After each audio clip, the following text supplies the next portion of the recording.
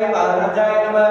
हरि ओम स्वस्ति साम्राज्यं भोज्यं स्वराज्यं वैराज्यं परमेष्ठिर्यं राज्यं महाराज्यं महाधिपत्य समुन्नपर्याय सार्वभौम सार्वान्तादाय पृथ्वी समुन्नपर्यन्ताय एकराडि तत्वे श्लोको गीतो मत्तप्रवेष्टाय नमः। आविष्टिक्षे काम प्रे विश्वे देवा सभासन्ति नाना सुगंधि पुष्पाणि यथा कालोद्भवानि च पुष्पांजलि में मंत्र पुष्पांजलि समर्पयामि। बोल भागवत महापुराण की जय। वेद व्यास जी महाराज की जय। अनंत कोटि संत महात्माओं की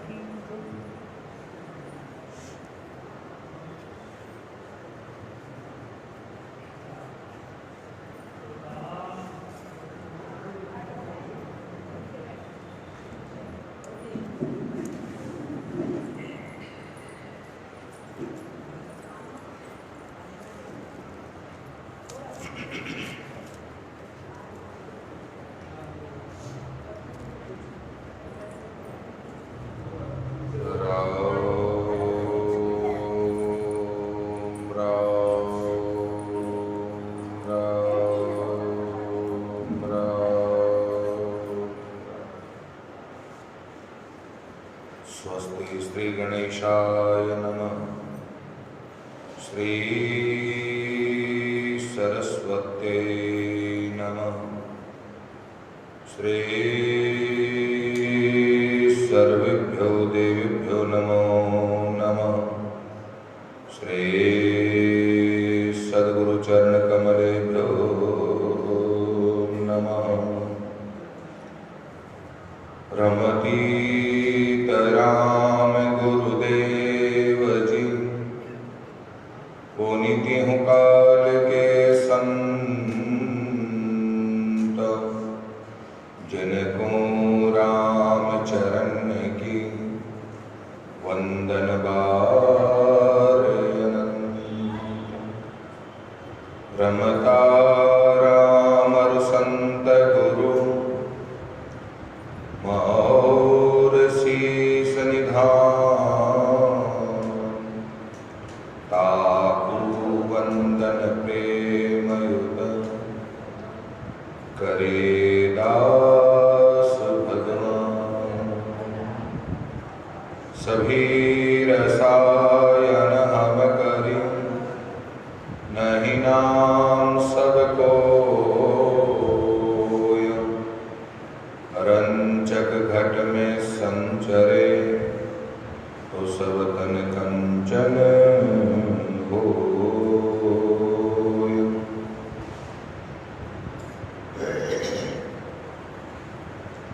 करार विंदे न पदार विंदम मोखार विंदे विनिवेशयन्तम् वट सपत्र सपुटे शयानं बालं मुकुन्दं मनसा स्मरामि। श्रीकृष्ण गोविन्द हरे मुरारे हे नाथ नारायण वासुदेव। जीवे पिब स्वामृतमेतदेवं गोविन्द दामोदर माधवेति।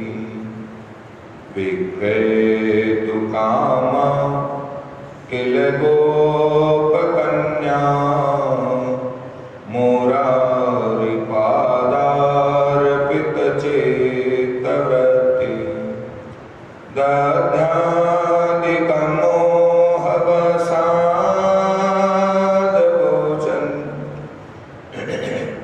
गोविन्द दामोदर माधवेति।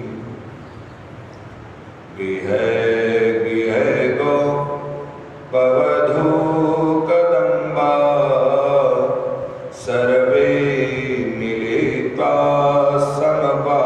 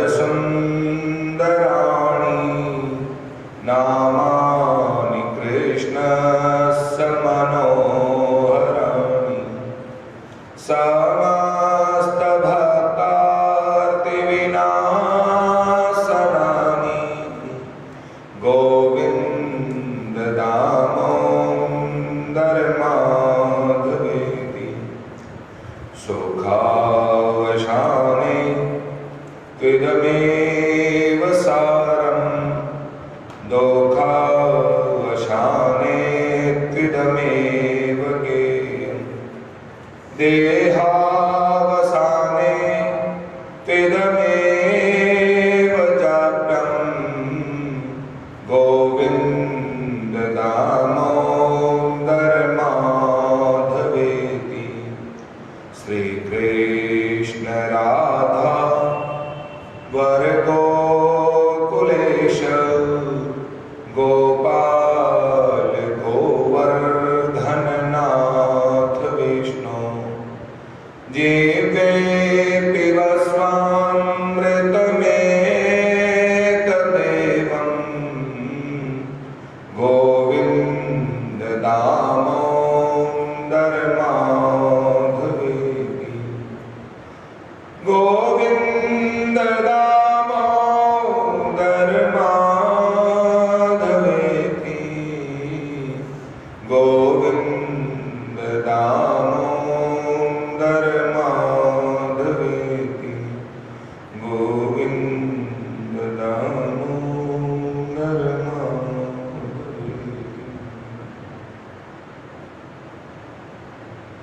अधरं मधुरं वदनं मधुरं नयनं मधुरं हसितं मधुरं हृदयं मधुरं गमनं मधुरं मधुराधिपते अखिलं मधुरं वचनं मधुरं चरितं मधुरं वसनं मधुरं वलितं मधुरं चलितं मधुरं भ्रमितं मधुरं मधुराधिपते अखिलं मधुरं वेणु मधुर रेणु मधुर पाणि मधुर पादौ मधुर नृत्यं मधुरं सख्यं मधुरं मधुराधिपते अखिलं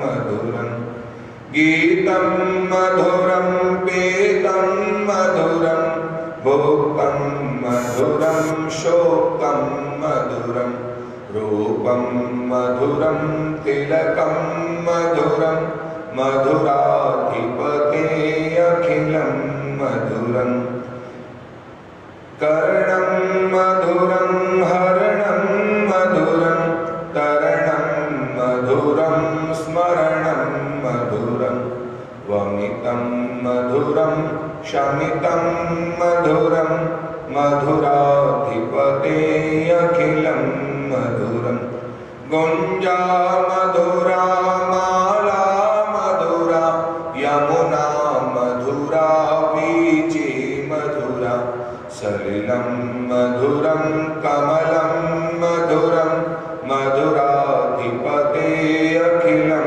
मधुरं गोपी मधुरा लीला मधुरा युक्तं मधुरं मोक्तं मधुरं दृष्टं मधुरं शिष्टं मधुरं मधुराधिपते अखिलं मधुरं गोपा मधुरा गावो मधुरा यष्टिर्मधुरा सृष्टिर्मधुरा दलितं मधुरं फलितं मधुरं मधुराधिपते अखिलं मधुरं भागवत मधुरं कथा मधुरं वक्ता मधुरा श्रोता मधुरा सुखदेव मधुरं परीक्षित मधुरं मधुराधिपते अखिलं मधुरं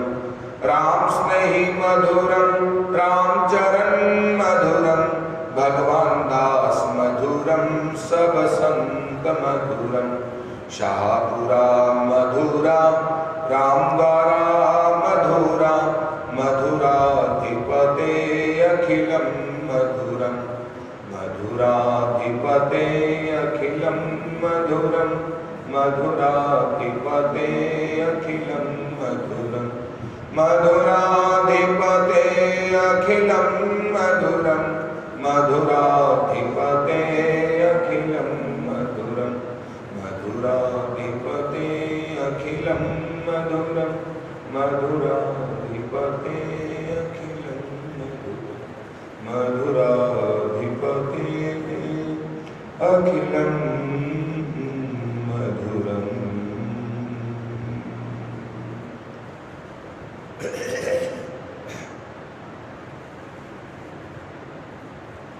बोले बाल कृष्ण भगवान की, द्वारिकाधीश की, गोवर्धननाथ की, स्वामी जी श्री रामचरण जी महाराज की, स्वामी जी श्री भगवान दास जी महाराज की, स्वामी जी श्री रामदयाल जी महाराज की, शाहपुरा धाम की, भागवत महापुराण की, सद्गुरु देव की जय।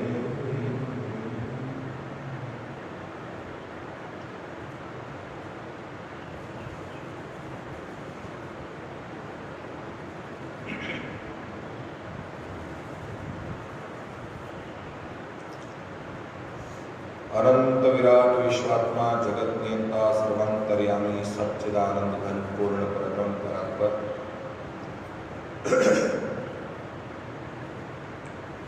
मौनि मनोरंजन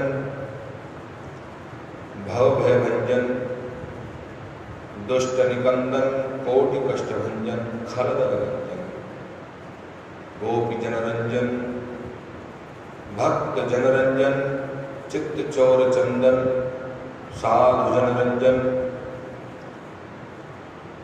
नंद नंदन यशोदानंदन कुंद मुकुंद वृजन चंद श्री श्याम सुंदर के वांगमय स्वरूप भागवत जी के कल्प वृक्ष में पाद पद्मों में प्रणाम। अनंत विराट विश्वात्मा जगत नियंता सर्वांतर्यामी सच्चिदानंद घन परम श्रद्धे परम श्रद्धा इष्टप्रातः स्मरणीय वंदनीय अर्चनीय अंतरराष्ट्रीय राम स्नेह संप्रदाय के जन्मदाता पूज्यपाद भगवत स्वरूप आराध्य देव तपः तपोनिष्ठ गुणोनिष्ठ अध्यात्म अवतार पुरुष स्वामी जी श्री रामचरण जी महाराज एवं जिनके चंद्रज से धरा तीर्थमयी राममयी साधनामयी तपस्या में स्वरूप में स्थित हुआ ऐसे भजनिक उपाधि से अलंकृत नामनिष्ठ साधनानिष्ठ ब्रह्मनिष्ठ तपनिष्ठ त्यागी तपस्वी भजनिक उपाधि से अलंकृत स्वामी जी श्री भगवान दास जी महाराज के पावन दिव्य चरणों में वंदन करते हैं।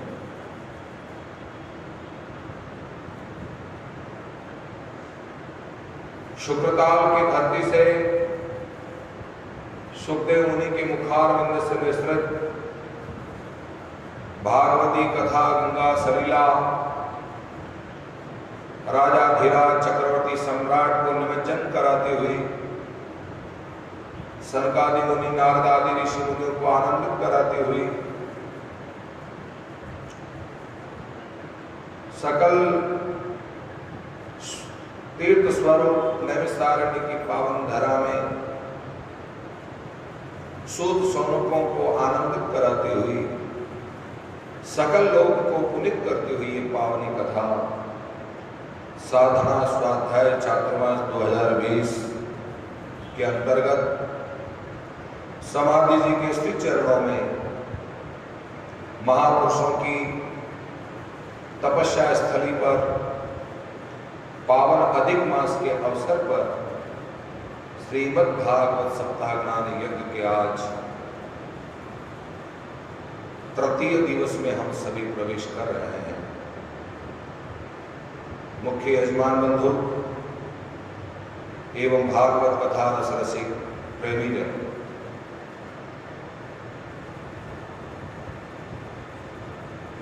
भागवत के द्वितीय दिवस में समापन के अवसर पर कपिल भगवान के दिव्य अवतार प्रसंग को हमने श्रवण किया। भगवान कपिल की देवताओं ने स्तुति की, सब अपने अपने धाम पधारे।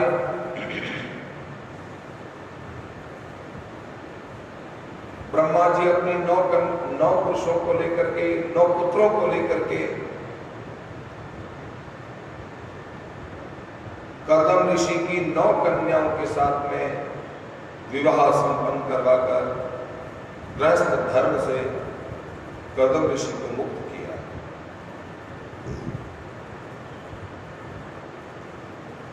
अंत में कपिल भगवान के श्री चरणों में कर्दम ऋषि ने दंडवत प्रणाम करते हुए निवेदन किया, मुझे क्या करना चाहिए? मया प्रोक्तम ही लोकस्य प्रमाणम सत्यलोकिके अथा जनि मया तुभ्यं यदवोचमृतं मन्मुने एतन्मे जन्मलोके अस्मिन् मुमुक्षूणां दुराशयात् प्रसंख्यानाय तद्वानां समन्तात् आत्मदर्शने एष आत्मपथो अव्यक्तो नष्ट कालेन भूयसा तम प्रवर्तयेयुः ये तुम देवमिमं विद्धि यया धृतम्। बड़े सुंदर पावन भाव से भगवान कपिल के चरणों में प्रणाम करते हुए निवेदन किया, प्रभु परम प्रधानम पुरुषम महंतम कालम कविं त्रिव्रतम लोकपालम आत्मानुभूत्याम अनुगत प्रपंचम स्वच्छंद शक्तिं कपिलम प्रपद्ये आस्वाभिप्रच्छेद्य पतिं प्रजानां तवया तीर्णार्णं मुक्ताप्त कामः परिव्रजत पदविमस्थितो हम चरिष्ये त्वां हृदयं जनविशोक। हे पुराण पुरुषोत्तम, हे जगत नियंता सर्वांतर्यामी सच्चिदानंद घन पूर्ण परब्रह्म परात्पर, भगवान कपिल के चरणों में मैं प्रणाम निवेदन करता हूं। हम जैसे अज्ञानियों पर, हम जैसे तुच्छ पर कृपा करते हुए आपने सांख्य शास्त्र का उपदेश देने के लिए अवतार धारण किया, ये हमारा परम सौभाग्य है। नाथ, हमारे लिए क्या आदेश है? आदेश करें। मया प्रोक्तम ही लोकस्य प्रमाणम सत्यलोकिके अथा जनीम मया तुभ्यं यदवोच मृतम मुने। मनुष्य जीवन भगवत कृपा से प्राप्त हुआ है। तुम्हारी प्रार्थना पर, तुम्हारी तपस्या पर रीझ कर मैं तुम्हारे यहां सांख्य शास्त्र का उपदेश देने के लिए कपिल भगवान के रूप में मैं प्रकट हुआ। देखो, मनुष्य जीवन प्राप्त करने पर अमृत तत्व को प्राप्त करना ही जीवन का लक्ष्य है। पीयूष पाताल न पाइए पीयूष चंद्र आकाश, राम चरण हम पायो अमृत सतगुरु पास।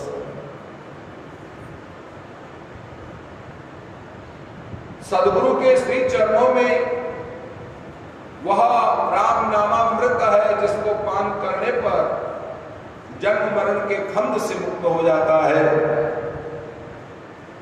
इसलिए आत्म तत्व को जानना, आत्म स्वरूप का चिंतन करना, आत्म स्वरूप का बोध करना ही जीवन का लक्ष्य है। ऐसा आत्मपथो अव्यक्तो नष्ट कालीन भूयसा। आत्मपिपासु काल के प्रभाव से लुप्त होता जा रहा है, किसी को आत्मबोध की चिंता ही नहीं है। तम प्रवृत्ति तुम देवमिमं विद्धि या उद्भृतम।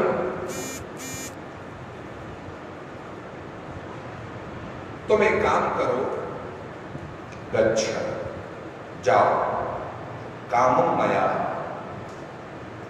अपनी कामनाओं को नष्ट करते हुए, अपृष्टो मयि सनिष्ठ कर्मणा, कर्म से सन्यासी बन करके,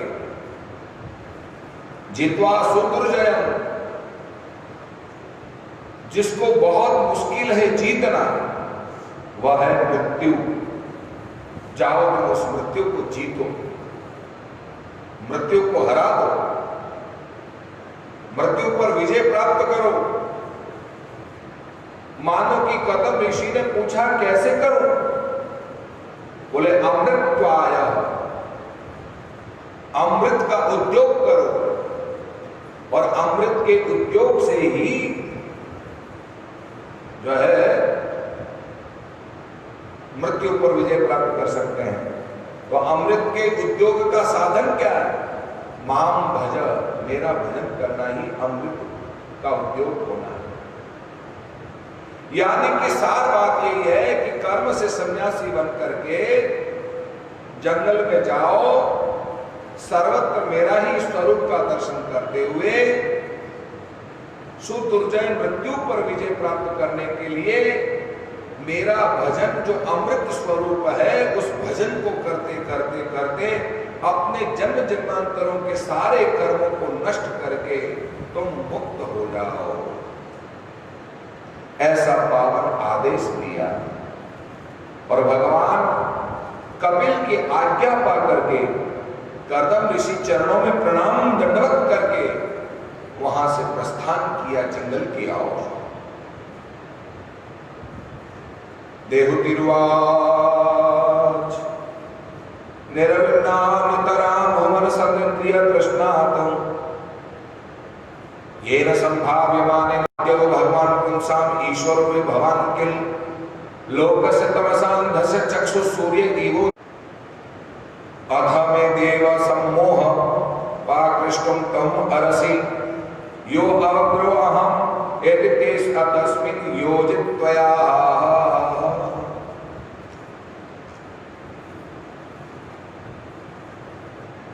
तम त्वा गत्वाहं शरणं शरण्यं स्ववृत्ति संसार तरो कुठारम् जिज्ञासयाहं प्रकृते पुरुषस्य नमामि सर्वधर्म विदां वरिष्ठम्। भगवान, मैं आपके श्री चरणों में प्रणाम करती हूं। मुझ जैसी स्त्री का क्या धर्म है? इंद्रियों को सुख प्रदान करते करते मैं ऊब चुकी हूं। कैसे मुक्ति मिल सकती है? इंद्रियों का तृप्त होना कैसे संभव है? तब भगवान बोले, देवहूति मां को केवल और केवल माध्यम बनाया है। जगत की तमाम स्त्रियों के लिए बड़ा ही सुंदर उपदेश प्रदान करते हैं।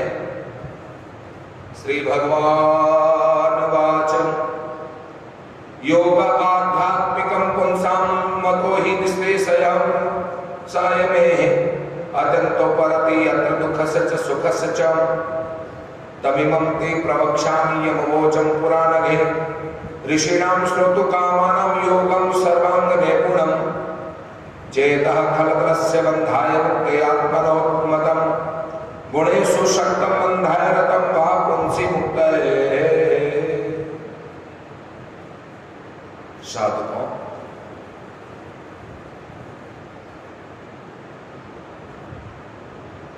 अध्यात्म जीवन जीना ही तमाम इंद्रियों पर विजय प्राप्त करना और उन्हें संतुष्ट करना धर्म है। अध्यात्म किसे कहते हैं?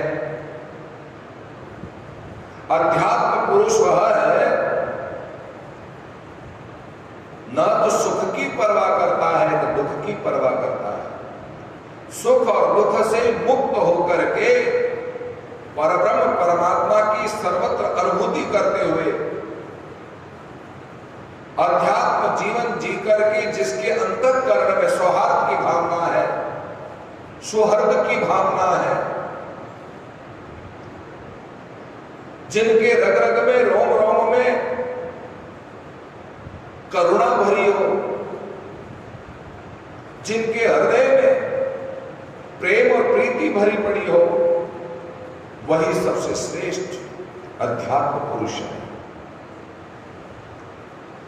चित्त पर लगी वासना के कारण, वासना की परत के कारण ही जो है बार बार सुख और दुख का एहसास होता है। इनमें इंद्रियों का दोष नहीं है। इंद्रियां तो सुख और दुख का अनुभव करती है। क्यों? क्योंकि वासना के प्रभाव के कारण। वैसे इंद्रियां सुख और दुख से मुक्त है, आत्मा भी सुख दुख से मुक्त है, पर वासना की परत के कारण जो है सुख दुख का अनुभव करती है। न तो सुख को मारना है न दुख को मारना है।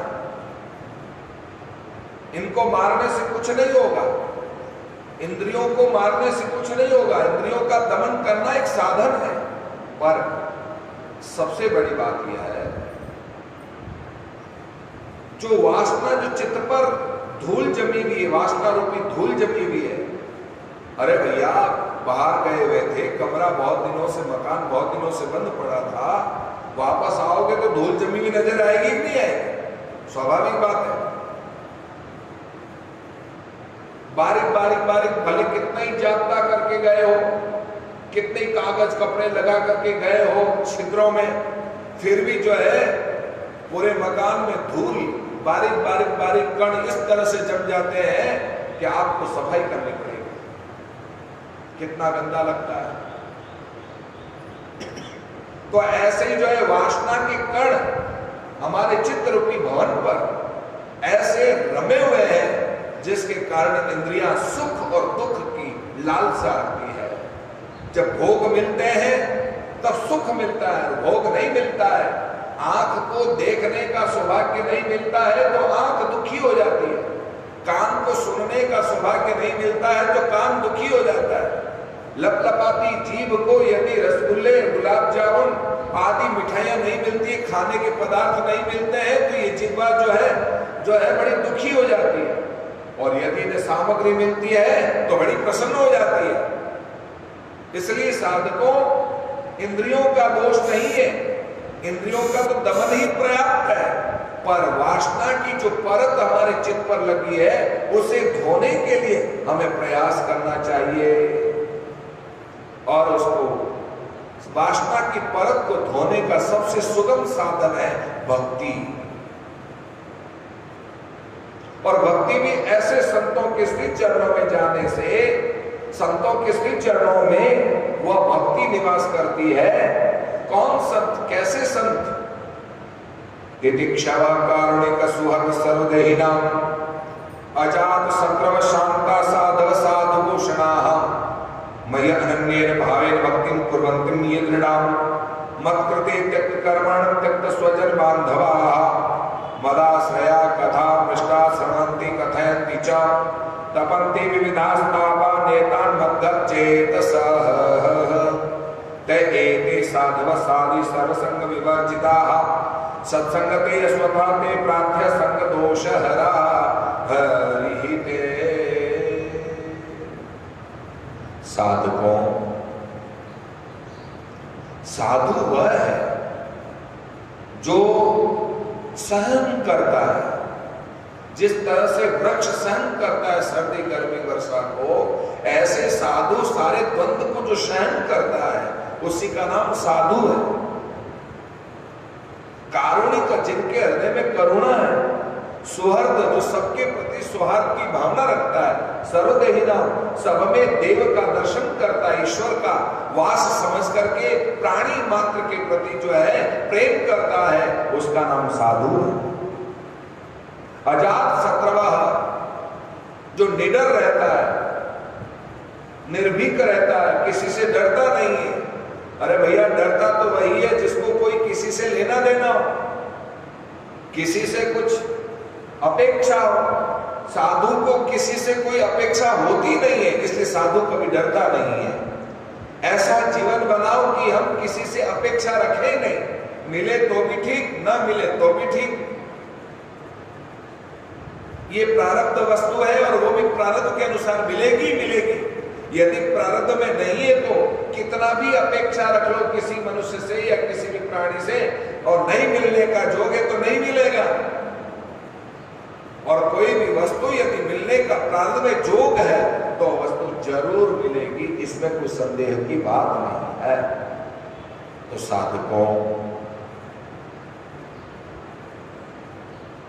अजात शत्रु बन करके रहो, अपेक्षा नहीं हो किसी से।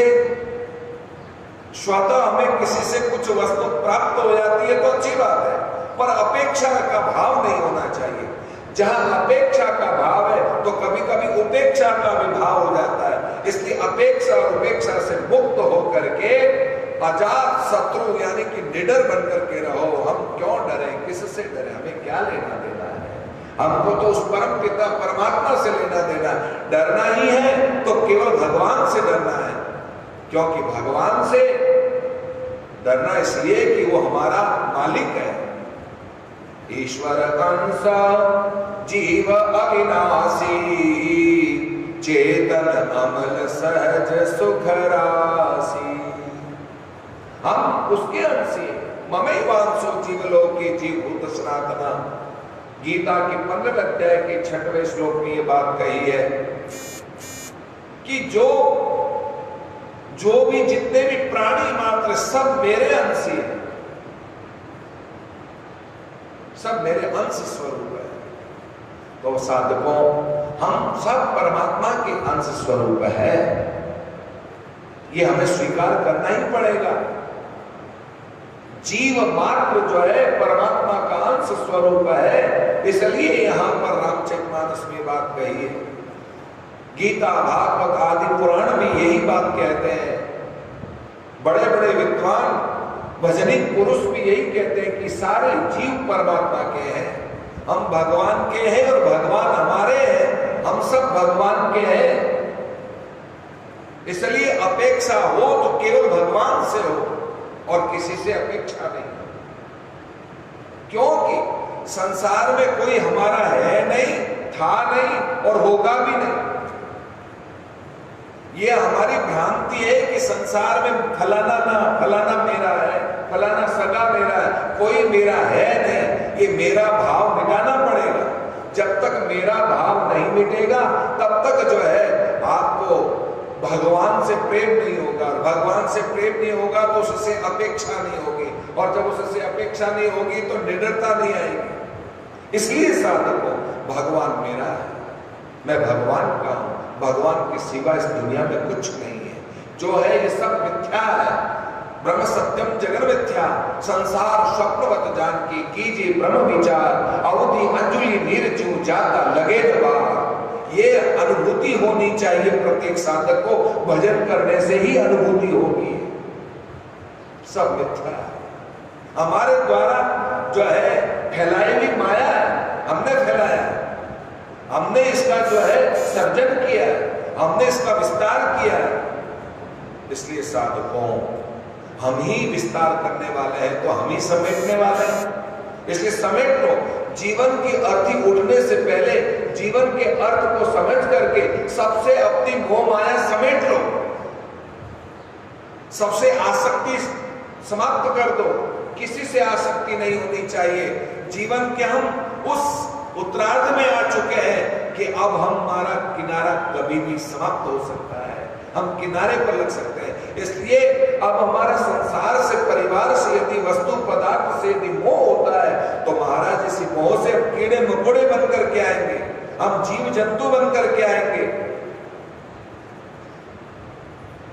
हमें वापस जन्म नहीं लेना है। ये भागवत ग्रंथ और कपिल भगवान का आख्यान यही हमको सिखाता है कि हमको वापस इस धरती पर नहीं आना है।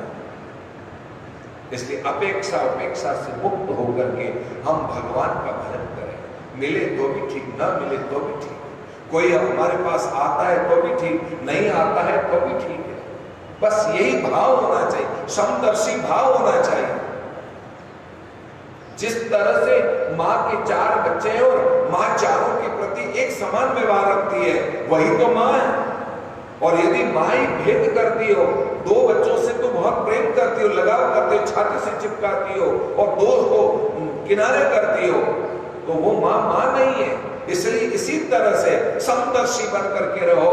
सब भगवान के हैं, बस भगवान मान करके सबको छाती से लगाए रखना। इतना ही व्यवहारिक जगत में श्रेष्ठ प्रेम है। इससे बढ़कर हमारा कोई किसी से संबंध नहीं होना चाहिए। भजन करते वक्त हमारा मोह, हमारी ममता किसी में जानी नहीं चाहिए। केवल और केवल हमारा भजन होना चाहिए, क्योंकि जीवन के उस उत्तरार्ध काल में जीवन जी रहे हैं कि अब हमारा कभी भी टिकट कटने वाला है।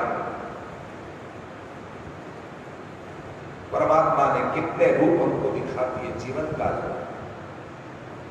अनन्य भावेन भक्तिम कुर्वन्तिम दृढ़ाम, जिसका चित्त शांत है, अनन्य भाव से दृढ़ पूर्वक जो भगवान की भक्ति करता है, मत कृते त्यक्त कर्माण त्यक्त स्वजन बांधवा, यानी कि कर्मों का त्याग करके, स्वजनों का, स्वबंधुओं का त्याग करके जो जीवन जीता है, सबसे त्याग, किसी से उपेक्षा नहीं, अपेक्षा नहीं। मदाश्रया, जो मेरे लिए ही जीता है, मेरे लिए ही आश्रित है। कथामृष्टा श्रवन्ति, जो मेरे लिए ही सुनता है। कथयन्ति, जो मेरे लिए ही कहता है। तपन्ति, जो मेरे लिए ही तपता है। विविधा स्थापा नेता मद्गत चेतस ते एते साधव साधे सर्वसंग विवर्जिता, सत्संग संगते स्वतः ते प्रार्थ्य संग दोष हरा ही ते। ऐसे साधुओं के लक्षण जिस व्यक्ति के जीवन में दिखते हैं, उनसे भक्ति को अर्जित करके और वो भक्ति करने के बाद भजन करते करते करते हमारे चित्त पर लगी वासना समाप्त हो जाएगी। जिस तरह से धूल झाड़ू निकालने से, पोछा लगाने से, आंगन को धोने से महाराज आंगन साफ सुथरा हो जाता है और धूल चली जाती है, समाप्त हो जाती है। ऐसे हमारे चित्त को धोने की जरूरत है, और वो भी भजन से, भक्ति से ही धुलेगी और किसी साधन से नहीं। और वो भक्ति कहां मिलेगी? इन संतों के पास में। तो साधकों, ऐसा पावन यहां पर उपदेश दिया देवहूति ने।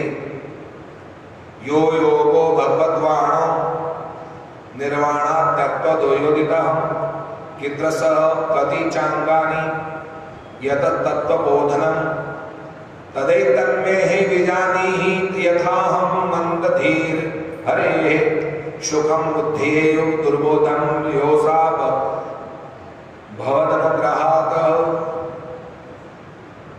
देवहूति ने संसार के स्वरूप के बारे में पूछा कि ये संसार का स्वरूप किसका है? भगवान का स्वरूप है। भगवान के सिवा किसी का है नहीं। सारा अंश स्वरूप भगवान का है और भगवान का स्वरूप ही समझना चाहिए, तो हमारी आसक्ति नहीं होगी। यदि हम इसको अलग समझते हैं, भगवान से अलग समझते हैं, तो फिर तो हमें मोह, ममता और आसक्ति, तृष्णा, लालसा, तमन्नाएं, नाना प्रकार के उपद्रव उत्पन्न होने में देर नहीं करेंगे। इसलिए साधकों,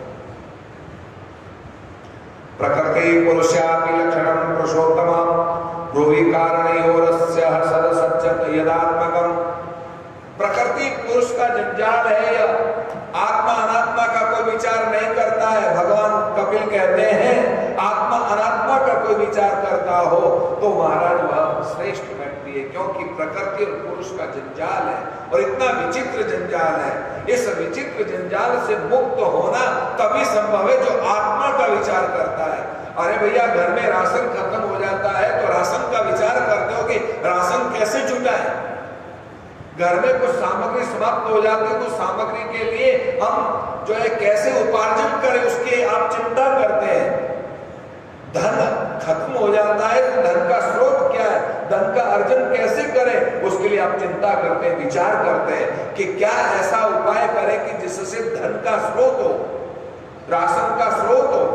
तो साधकों, मैं यही कहना चाहता हूं, आप धन का, राशन का, जीवन में प्रत्येक साधन का आप जो है विचार करते हैं, पर आत्मा का विचार क्यों नहीं करते हैं? आत्मा का विचार क्यों नहीं करते हैं आप?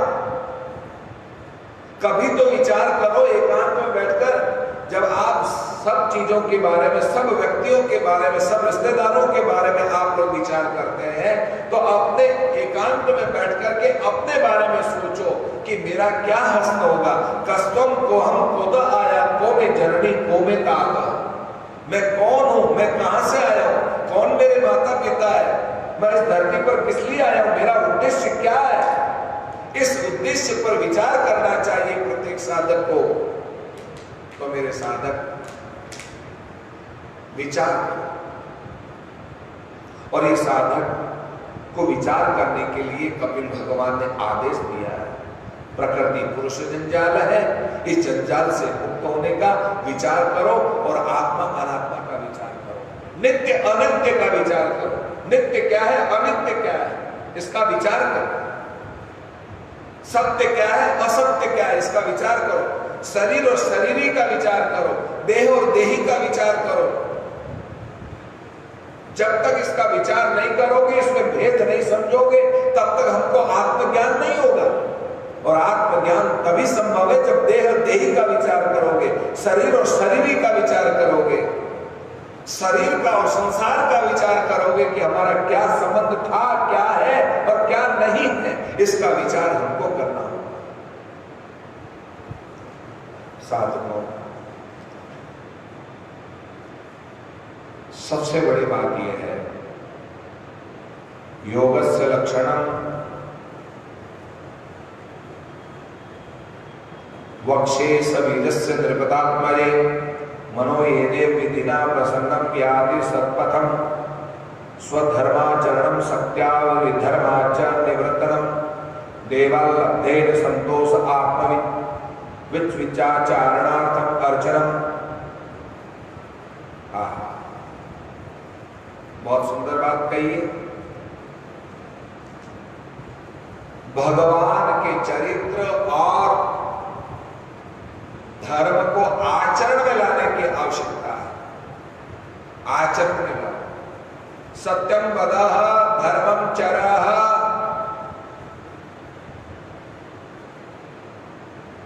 ये आचरण में लाने की आवश्यकता है, क्योंकि जीवन में जो है वह सत्य ही है और सत्य को आचरण में उतारने की आवश्यकता है। धर्मम चर, धर्म में जियो, धर्म का अनुसरण करो, धर्म को सदाचार में उतारने का प्रयास करो। जितने हमारे शास्त्रों में धर्म के अंग बताए हैं, उन अंगों को अपने जीवन में तेज क्षमा धृति शोचम द्रोहनादि मान्यता भवन्ति संपदम अभिजातस्य भारत, गीता के 16वें अध्याय में देवी संपदा के लक्षणों का वर्णन किया है। उसमें यही कहा है, तेज क्षमा धृति शोच अतीन्द्रिय, इन सब का अपने आचरण में लाने की आवश्यकता है। पर दंभो दर्पो विमानस्य क्रोध पारुषमेव वच, इनका आचरण में नहीं लाना है, क्योंकि दंभ प्रवृत्ति जीवन में नहीं चाहिए, अहंकार प्रवृत्ति जीवन में नहीं चाहिए, क्योंकि अहंकार हमारा मूल स्वभाव नहीं है, दंभ हमारा मूल स्वभाव नहीं है। इन सब का त्याग करने की आवश्यकता है। मौनम सदा असमजर्य स्थैर्यं प्राण जयस्नेहि प्रत्याहार सचेन्द्रियाणाम विषयान मनसा हृदि। मौन धारण करो, मौन धारण करके भगवान का भजन करने के लिए पद्मासन रीढ़ की हड्डी के सहारे बैठ करके भगवान का ध्यान करो। और भगवान का ध्यान करने के लिए आंखों को नासिका के अग्रभाग में लगा करके और प्राणायाम करके अनुलोम विलोम करके श्वास को ऊपर खींचने का प्रयास करो, सुरति निरति को ठिकाने लगाने का प्रयास करो। ऐसा अभ्यास करने पर जो है ध्यान में हम प्रवेश करेंगे, विचारों से शून्य हो जाए, किसी भी तरह के विचार हमारे जीवन में ना आए, उसके लिए ध्यान रखने की आवश्यकता है कि हम इतना तो अभ्यास करें कि 2 मिनट 5 मिनट विचार ही ना आए, पर हर क्षण जो हमारे में जो विचार आते हैं, तरह तरह के वृत्तियां जो आती है, वो समाप्त हो जाए। ऐसा अभ्यास करने से संभव है, बिना अभ्यास के संभव ही नहीं है। करत करत अभ्यास जड़मति होत सुजान। बार बार कुएं से जल सींचते हैं, रस्सी से भी रगड़ कर, मुलायम रस्सी होती है पर पत्थर भी रगड़ करके वो छेद हो जाता है, निशान बन जाता है। बताओ, मुलायम रस्सी से जो है जगह कर लेता है, पत्थर, कठोर पत्थर में भी जो है निशान बना लेता है। तो भैया हमारी तो साधना ऐसी होनी चाहिए कि इसका अभ्यास करने से विचारों से शून्य हो जाए, मौन हो जाए, दंभ प्रवृत्ति से समाप्त हो जाए, अहंकार प्रवृत्ति से समाप्त हो जाए, वृत्तियां हमारी दूर होने का अभ्यास करने की जरूरत है। ऐसा पावन संदेश यहाँ पर देवती को माध्यम बनाकर हम सबको दे रहे हैं। 5 कर्मेंद्रिय, 5 ज्ञानेंद्रिय, 5 तन्मात्राएं, 5 महाभूत, 34 और चतुष्टय अंतःकरण, मन बुद्धि चित्त का विचार प्रत्येक साधक को करना चाहिए। एक एक तत्व का विचार करते करते आपको ये महसूस होगा कि इन तत्व से अंतःकरण में केवल और केवल आत्मा ही आपको सत्य प्रतीत होगी, बाकी कोई तत्व सत्य प्रतीत नहीं होगा। आत्मा ही सर्वोपरि है। यदि आत्मा निकल जाने पर 5 कर्मेंद्रिय क्या काम करेगी, 5 ज्ञानेंद्रिय क्या काम करेगी, 5 तन्मात्राएं क्या करेगी, 5 महाभूत पृथ्वी जल आकाश वायु अग्नि क्या काम करेगा? कुछ भी काम नहीं करेगा। क्यों? क्योंकि आत्म तत्व निकल गया तो शरीर जड़ हो जाता है, और जब शरीर जड़ हो जाता है तो शमशान में ले जाकर इसको जला दिया जाता है, इसका कोई अस्तित्व नहीं है।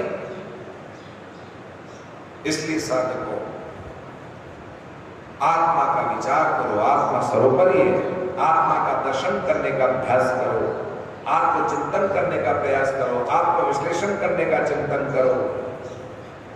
ऐसे सुंदर पावन कथाएं हमने बताई गई।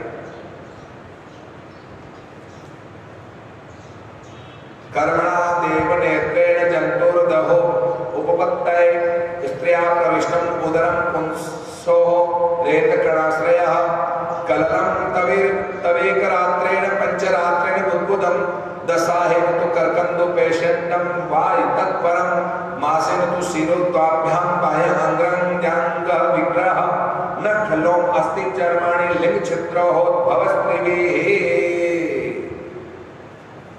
स्त्री और पुरुष का विवाह हुआ, दोनों के संसर्ग से वीर्य और कण रज से जो है मां के उदर में, यानी कि स्त्री के उदर में एक बुद्धि के रूप में स्वरूप स्थापित होता है, और फिर कलल के रूप में बोर, जो कठोर बोर होता है ना, उस बोर के रूप में जो है वह जीव होता है, और फिर एक अंडाकार का रूप धारण कर लेता है, कर्कंदु का रूप धारण कर लेता है। पेशंटम वातत्परम मासेन तु शिरो, 1 महीने में जो है वह अंडाकार रूप धारण कर लेता है। दूसरे मास में जो है सिर बाहर निकल आता है, हाथ पांव बाहर निकल आते हैं, और तीसरे महीने में स्त्री और पुरुष के चिन्ह प्रकट हो जाते हैं। अस्थि, चर्म और मांस इत्यादि धीरे धीरे जो है बनने का विस्तार हो जाता है। चतुर्विध धातवः सप्त पंचभी, यानी कि चौथे महीने में जो है धातु बनने को तत्पर हो जाते हैं। 5वें महीने क्षुद्रिक भयम, भूख और प्यास से पीड़ित होता है। 6ठे महीने में बीजरायुणाम बीतक कुक्षो ब्राह्मणी दक्षिणे है, जो है 6ठे महीने में पतली झिल्ली के रूप में लिपट करके मां के कोख में जीव घूमता है, कभी इधर कभी इधर कभी इधर कभी उधर, इस तरह से घूमता है। मातुर जन मातुर जगधानम पाना धैर्य सदारु सम्मते है, यानी कि माता जो कुछ सेवन करती है, तीखा या चरखा या मीठा कैसा भी सेवन करती है, वही जो है उसी से उसका पोषण होता है। इसलिए माता को ध्यान रखना चाहिए कि जब तक गर्भस्थ शिशु है तब तक माँ को गर्म नहीं खाना चाहिए, तीखा नहीं खाना चाहिए, चरखा नहीं खाना चाहिए, बहुत से कुछ नियमों का पालन करना पड़ता है। 7वें महीने में शेते विनुमुत्रयोर गते जंतुर जंतु संभवे है। 7वें महीने में उल्टा लटक जाता है, माथा नीचे पांव ऊपर हो जाते हैं और मलमूत्र के पिटारे में जीव जो है माँ के गर्भ में पड़ा रहता है और उस दुर्गंध माहौल में अपना जीवन जीता है और कीड़े मकोड़े उसको नोचते खाते पर उसको कुछ कर नहीं पाता है। इतना कठिन जो है गर्भाशय में उसको जीव को फल भोगना पड़ता है। गर्भकोल काठा किया जीवदान दे मुझ, 8 पैर 64 घड़ी साईं सुनो तुझ। कहाँ तक कहें, माँ की गर्भ का भयंकर दुख है। प्रथम पिता की घट जाए, द्वितीय माँ की गर्भ आए, धरियो नीत के संग तोई तामे बहुत निष्ठा होए। ऐसा गर्भ का कहूं दुख, तामे रति नहीं सुख। आता रहो तू लिपटाए, नहीं श्वास लियो जाए। ऊंधो शीस ऊर्ध्वे पांव, जठरा अग्नि को बहुताव। तामे क्रमी चूटियां खाए, जहां तू रहो हरि को ध्याए। अब तू काट साई मोई, निस दिन बिसरू नहीं तोई। यो दुख बहुत है भारी, अब मैं शरण उठारी। दादिन पिता नहीं माए, कासु कहे दुख समझाए। जा दिन नहीं भाई बंद, तादिन सगा नहीं समन। जा दिन एक दिना ना, ताबिन और नहीं साथ। अब के काट मोकू दे, निस दिन करूंगो हूं से। तुझ बिन आन जाचू नहीं, राखो सुरती तुझे ही माई। मैं तो वचन को साचो, मुझ पर मेहर कर वाचो। गर्भ तोल काठा किया जीवदान दे मुझ, 8 पैर 64 घड़ी साई सुमरु तुझ। 8 पैर सुमरत रहूं साई श्वासो श्वास। अर्ज करो कर जोड़ के मेटो राम तरास। राम चरण संकट पड़िया जीव करे सब फ्रात। रंचक कबो सुख लय तो वचन सब जाए सब बात। ऐसा गर्भ का चिंतन करते हुए यहाँ कपिल भगवान मां देवती को माध्यम बना करके कहते हैं कि किस तरह से जीव कष्ट भोगता है और किस तरह से भगवान की प्रार्थना करता है। रात और दिन में आप ही को सुमरूंगा, आप ही का ध्यान करूंगा, आप ही का स्मरण करूंगा, आप ही का जो है जप करूंगा, आप ही को ध्याऊंगा। आपके सिवा मेरा दुनिया में कोई नहीं होगा। इस गर्भकुंड से मुझे जल्दी से जल्दी बाहर निकालो, निकालो। और भगवान 9वें महीने में अंदर की दबाव से और बाहर की हवा से खींच करके जीव मां के गर्भ से बाहर आता है। पर जैसे ही बाहर आता है तो महाराज बड़ी समस्या हो जाती है, बड़ी समस्या होती है और इतनी भयंकर समस्या होती है कि क्या बताएं। अब ते जन्म लियो आए, तादिन कष्ट अधिको पाए। जैसे जंती काट्यो तार, तादिन लही पीड़ अपार। माता गई आपो भूल, निकस्यो रुधिर के संग झूल। झेलियो एक कपड़ा माई, बालक को एक कपड़े में ले लिया। अंतर्गत धनी को बोलियो वारण बेग आई चाल। घर घर बंदे बांदरवार। अब तो घर घर में जो है बधाइयां बंटने लग गई, खूब आनंद होने लगा। लेकिन महाराज वह जीव कितनी मुश्किल से गर्भ से बाहर आया है, कितना कष्ट भोग करके आया है, इसका विचार प्रत्येक को करना चाहिए। यानी कि हम सब जीव माँ के गर्भ से कितने कष्ट भोग करके आए हैं। क्या अब इतनी दर्दीली कथा सुनने के बाद हमारी इच्छा और है क्या माँ के गर्भ में वापस आना? माँ के गर्भ में वापस आओगे तो फिर और कष्ट भोगोगे और इस तरह के दर्द भोगोगे। इसलिए विचार करो कि अब मनुष्य जीवन जो हमें प्राप्त हुआ है, विवेक परमात्मा ने दिया है और गर्भ कोल काठा किया जीवदान दे मुझ। ये सद्गुरु ने जो हमको मार्ग दिया है और सचेत किया है कि तू इस तरह से गर्भ में वचन देकर के आया था कि 8 पैर में दिन रात में आपका सुमिरन करूंगा, भजन करूंगा, आप ही का ध्यान करूंगा। अरे साधको अब तो करो, भगवान का भजन तो करो। क्या हाय हाय हाय हाय में पड़े हो, क्या मेरे तेरे में पड़े हो? इस मेरे तेरे में कुछ भी नहीं केवल कर्तव्य है, मुझे परिवार में रहना है कि समाज में रहना है, केवल कर्तव्य है, केवल कर्तव्य मात्र रहना, उसमें आसक्ति नहीं होनी चाहिए। हमको तो केवल और केवल भगवान का भजन करके इसी जन्म में, इसी समय में और इसी युग में, इसी कलिकाल में हमको अपने जीव का उद्धार करना है। वापस मां के गर्भ में नहीं आना है तो नहीं आना है। ऐसा प्रत्येक साधक विचार करता है तो सबसे बढ़िया बात है। श्रीमन्नारायण नारायण नारायण श्रीमन्नारायण श्रीमन्नारायण नारायण नारायण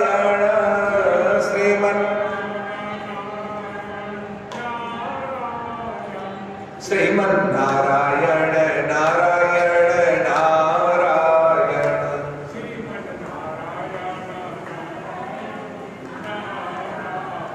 श्रीमन्नारायण नारायण नारायण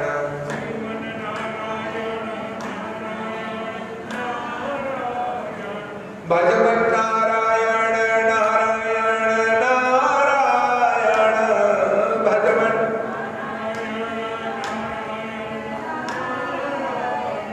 श्रीमन्नारायण नारायण नारायण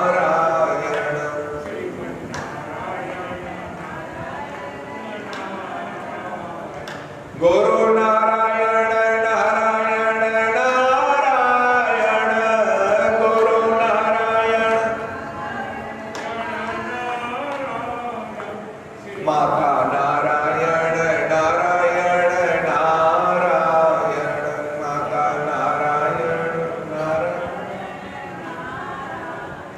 पिता नारायण नारायण नारायण पिता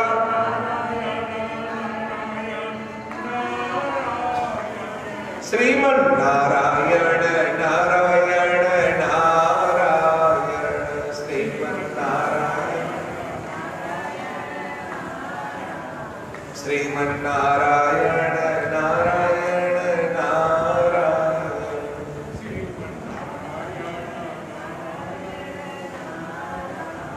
श्रीमन्नारायण नारायण नारायण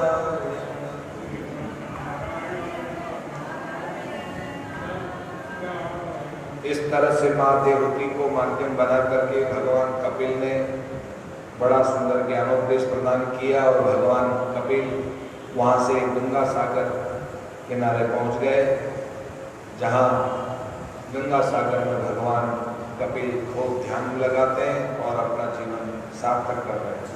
इसी के साथ तृतीय स्कंद को यहीं विराम।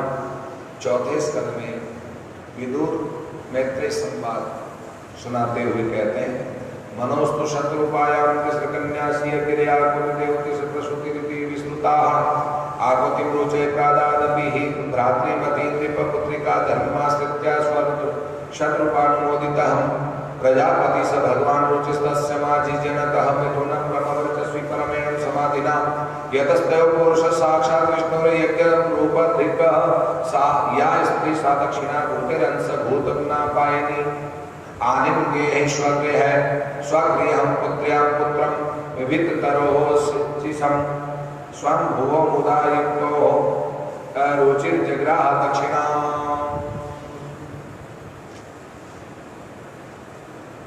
चौथे स्तर में प्रवेश करते हुए मैत्रेय ऋषि विदुर जी को आगे का प्रसंग सुनाते हुए कहते हैं, देवहूति का प्रसंग आपने श्रवण किया।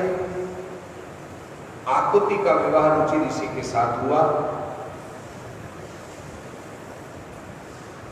और पुत्री का धर्म के साथ। देखो बहुत बड़ी बात समझने की जरूरत है, पुत्री का धर्म किसको कहते हैं। यहां कहा है मनु महाराज ने अपनी पुत्री का विवाह, आकुति का विवाह किसके साथ किया? रुचि ऋषि के साथ में। और जब रुचि ऋषि के साथ में विवाह किया है, वो भी पुत्री का धर्म के अनुसार, यानी कि इसका अर्थ ये हुआ, देखो मेरी कन्या आपके बेटे को ब्याहे, पर इससे जो लड़का लड़की जो भी हुए उनमें से लड़का मेरे को चाहिए, गोद लूंगा मैं लड़का। क्योंकि मनु महाराज को पता था कि देवहूति के गर्भ से कपिल भगवान आए, तो आकृति के गर्भ से भी साक्षात भगवान आएंगे धरती पर। इसलिए रुचि ऋषि से कहा कि यही पुत्री का धर्म है कि इनसे होने वाला लड़का वो मैं गोद लूंगा। ठीक है। अब साक्षात यज्ञ नारायण भगवान दक्षिणा के साथ दोनों एक साथ जन्म लिया। अब देखो, विचार करो कि मनु महाराज ने अपने शर्त के अनुसार, पुत्री का धर्म के अनुसार किसको गोद लिया? यज्ञ नारायण भगवान को, कन्या को नहीं लिया। पर एक बात बताओ, ये यज्ञ नारायण कौन है? साक्षात विष्णु भगवान। ये दक्षिणा कौन है? साक्षात लक्ष्मी। अब बताओ, भाई बहन हुए कि नहीं? है? जन्मते ही जीव किसी का भाई बहन नहीं होता है, ये और ध्यान रख लो। जन्मते ही जीव न तो किसी का भाई होता है, न किसी की बहन होती है, न किसी का बेटा होता है, न किसी का कुछ रिश्ता होता है। 10 दिन तक जब पंडितों के द्वारा कर्मकांड विधि से यज्ञोपवीत संस्कार होता है, माथा धोना होता है, तब जो है विधिवत संस्कार के अनुसार जो है फलाना बेटा फलाने का हुआ, यह है शास्त्र में नियम। इसलिए 10 दिन के अंदर जन्मते ही मनु और शत्रुपा ने रुचि ऋषि के यहां से आकृति से होने वाला यज्ञ नारायण को गोद ले लिया। अब बेटा किसका हो गया? मनु महाराज का हो गया। जब दोनों बड़े हो गए, इधर दक्षिणा भी बड़ी हो गई और यज्ञ नारायण भी जब बड़े हो गए, विवाह योग्य हो गए, तो दोनों का आपस में विवाह कर दिया। इसलिए शास्त्र की बात का कभी कोई गलत अर्थ लगा लेते और कह देते हैं वाह, यज्ञ नारायण और दक्षिणा का जब दोनों एक ही मां के गर्भ से पैदा हुए हैं, तो दोनों का ही विवाह हुआ है, तो भाई बहन का विवाह हो गया आपस में, तो फिर हमारे यहाँ भी फलाने रिश्तेदार का विवाह हो जाए तो उसमें क्या बड़ी बात है? ये उदाहरण देकर के कई बार जो है इस तरह की धर्म संकट में हमको डाल देते हैं। बुआ का बेटा कि बहन का बेटा, किसी का बेटा और बेटी के साथ में विवाह आजकल कुछ एक ऐसे होने लग गए हैं।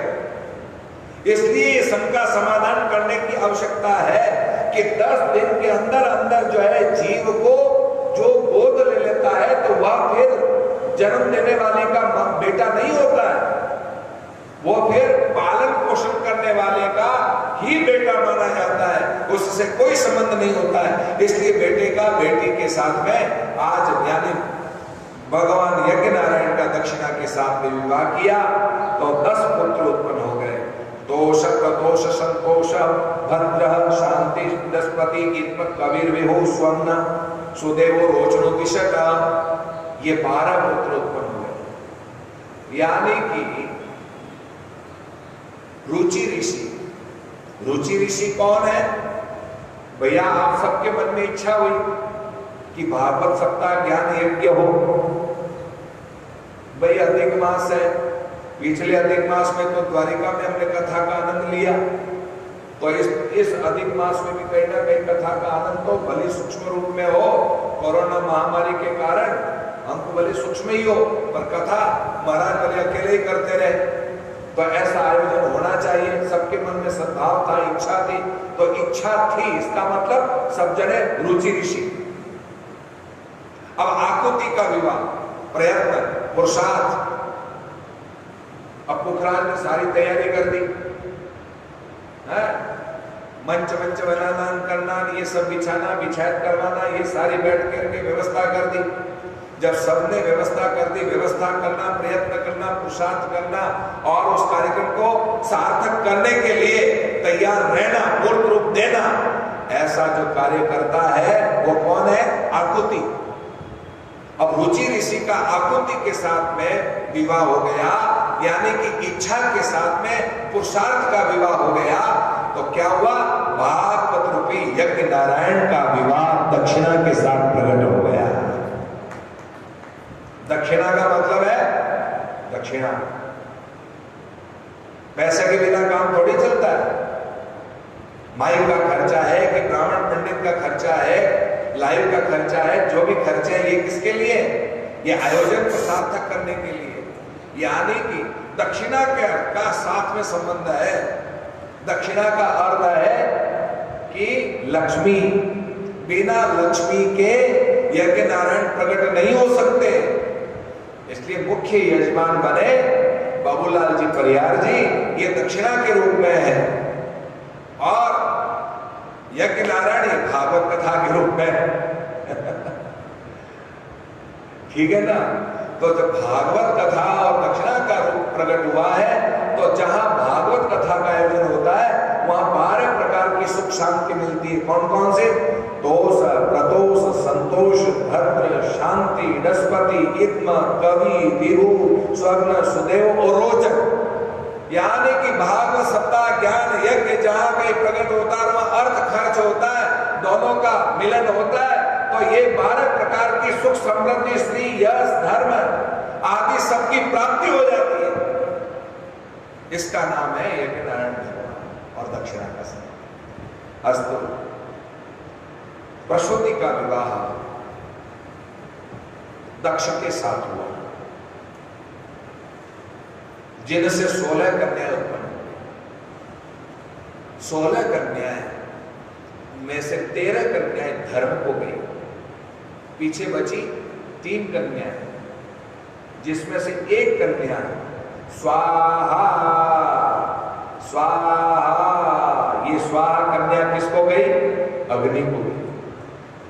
स्वधा, स्वधा, ये स्वधा किसको गए? पितरों को गए। ठीक है। अब सबसे छोटी लाडली कन्या बची, कौन? सती। उस सती का विवाह भगवान शंकर के साथ हुआ। दक्ष प्रजापति बना, शंकर भगवान संदर्शित है, बड़े सद्भावी थे और सुख दुख से मुक्त थे, हानि लाभ से मुक्त थे, पाप पुण्य से परे थे, मन बुद्धि चित्त अहंकार से परे थे, अपने हाथ में मस्त थे। ऐसे हाल में मस्त रहने वाले जो है भगवान को कोई ध्यान ही नहीं, भोले भंडारी है। अब भगवान भोले भंडारी है तो उनको अब क्या लेना देना। इसलिए एक बार क्या हुआ कि भरी सभा में देवताओं के समाज में दक्ष प्रजापति आए तो सब खड़े हुए स्वागत सत्कार किया, क्योंकि प्रेसिडेंट है, अध्यक्ष है। स्वाभाविक सम्मान के लिए शिष्टाचार खड़ा होना चाहिए। पर जो ये देखता है कि खड़े कौन हुए ये नहीं देखता है, कौन खड़े नहीं हुए ये देखता है। ऐसा जो मान सम्मान का जो भूखा होता है, प्रतिष्ठा का जो भूखा होता है, वो कौन खड़े हुए उनकी कोई कदर नहीं करता है, कौन खड़े नहीं हुए उनकी कदर करता है, उनकी जो है बेइज्जती करने के लिए तत्पर होता है। इसलिए शंकर भगवान तो ध्यानस्थ थे, समाधि लग गई थी, पता ही नहीं पड़ा कब अध्यक्ष आए और खड़े नहीं हुए। खड़े नहीं हुए तो अपमान कर दिया। बड़ा भारी कनखल में हरिद्वार के किनारे, गंगा के किनारे कनखल में बड़ा भारी यज्ञ किया और उस यज्ञ में सबको जो है आमंत्रित किया, पर शंकर भगवान को आमंत्रित नहीं किया। जब शंकर भगवान को आमंत्रित नहीं किया, इससे बड़ी भारी जो है हानि हुई। देवता लोग धर्म संकट में पड़े, पर जो निमंत्रण के भूखे थे, लड्डू खाने के भूखे थे, वो तो सब गए, पर शंकर भगवान को न्योता नहीं दिया तो विष्णु नहीं आए और ब्रह्मा भी नहीं आए। चलो, जब ये नहीं आए तो कुछ देवियों की आदत होती है, कुछ देवियों की आदत होती है कि कैसे भी करके आग लगाना है कि नहीं। अपने जोधपुर में तो ऐसा नहीं है, कहीं बाहर की बातें हैं। तो आग कैसे लगाई? कुछ देवियां जो है सीधा रास्ते से तो नहीं गई, घूम करके सती को दिखा करके बन ठन करके गई। अब सती को बन ठन करके दिखा के गई तो सती ने पूछा, ओ सहेली आज कहां जा रही हो? अरे तुम्हारे मायके। अच्छा मायके क्या है, बड़ा भारी है क्यों हो रहा? ओ मैं तो भूल ही गई, अभी आ रही। अब देखो आग कैसे लगे। शंकर भगवान के पास में सती तैयार होकर के बन ठन करके गई। देवियों की आदत होती है, पहले घर में कुछ बताती नहीं है, जल्दी फटाफट झट काम पूरा करके और जो है तैयार हो आके टीका टीपना, ये इधर लगाना, इधर लगाना, उधर लगाना, सब लगा लगू के ठीक टिप टॉप होकर के और बैग हाथ में लेकर के। पता है पति मना करेगा नहीं, इसलिए जाकर के कहा, नाथ मैं मायके जाऊं। अब बताओ उस पति का दिमाग खराब है क्या, जो तैयार होकर के आई है, सज धज करके आई है, बैग हाथ में लेकर आए, सैंडल वैंडल सब पहन लिए हैं, अब वो उसका दिमाग खराब है। नहीं जाना, दो चार और सुनना है क्या, वाह तू जा। पर यहां शंकर भगवान ने आज तक मना नहीं किया, पर आज मना कर दिया, नहीं जाना। अरे शंकर भगवान ने आज तक मेरे को मना नहीं किया जाने से, वो भी मायके जाने से, पियर जाने से आज तक मना नहीं किया है, और आज कैसे मना कर दिया? तब शंकर भगवान बोले, आव नहीं आदर नहीं, नहीं नैनों में नेह, उस घर कबू नहीं जाना चाहिए, चाहे कंचन बरसे में। अरे जहां आव नहीं आदर नहीं, नहीं नैनों में नेह है, हाव भाव नहीं है, कोई प्रेम नहीं है, कोई प्रेम दर्शाते नहीं, तो क्यों जाओ, चाहे पियर भी क्यों नहीं हो। जहां अपमान होता हो तो वहां भैया बाप का भी घर हो तो नहीं जाना चाहिए, अपनी ठसक पूरी रखनी चाहिए। ऐसा सीखने को मिलता है उदाहरण। तो नहीं मैं तो जाऊंगी, नहीं मैं तो जाऊंगी, नहीं मैं तो जाऊंगी, नहीं मैं नहीं रह सकती, मैं तो जाऊंगी। वह तो जा, ओ नंदी ले जा। माता को छोड़ गया बेचारा नंदी, देखिए चुड़िया चमले जितने भी सामान है सब ले आया, सब पता है पिता का प्रेम उमड़ पड़ा है तो मरेगी यहां, पिता का प्रेम उमड़ पड़ा तो मरेगी यहां, और वहां जाएगी तो पति का प्रेम उमड़ेगा, मरेगी वहां। तो मरना ही है तो मेरी छाती पे क्यों मरे, मर अपने बाप की छाती पे। इसलिए सती वहां से रवाना हुई, नंदी पर सवार होकर के और फटाफट मायके गई, प्रवेश किया। बहनों ने बनावटी प्रेम दिखाया, मां ने अपनी भय बिना ममता दिखाई और बाप के पास में गई तो आगे बाप जो है और बबूला हुआ, इधर देखा उधर देखा, सबका आसन देखा। स्त्री तो एक मिनट में भाग लेती है, मामला क्या है, ये गुण तो वास्तव में स्त्रियों में है, एक मिनट में भाग लेती है।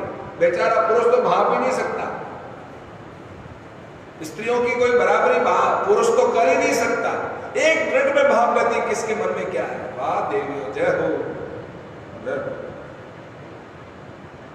तो ऐसे जो है एक मिनट में भाग लिया। मामला कुछ गड़बड़ है, अरे इतना ही गड़बड़ नहीं है, ज्यादा गड़बड़ है। यहां तो मेरे पति का अपमान, ऐसी कौन स्त्री है जो अपने पति का अपमान सहन कर ले, चाहे बाप का घर ही क्यों नहीं हो, उसने सहन नहीं किया और तरह तरह के जो अपने पति की महिमा बढ़ाते हुए कहा कि शिव शंकर सदा भोलेनाथ अविनाशी अखंड है, अपरिवर्तनशील है, अखंड है, और ऐसे भोलेनाथ है, शिव के तत्व को तुम नहीं जानते हो, शिव की महिमा को नहीं जानते हो, तुमने सरासर अपमान किया है। जो है शिव ही तो विराजमान है, और शिव ही निकल गया तो उसका शरीर मुर्दे के समान हो जाता है, शिव निकल जाने पर शरीर क्या हो जाता है, शव हो जाता है। इसलिए भैया यहाँ तो कोई मतलब नहीं है, इस तरह से तुमने शिव का अपमान करके अच्छा नहीं किया है।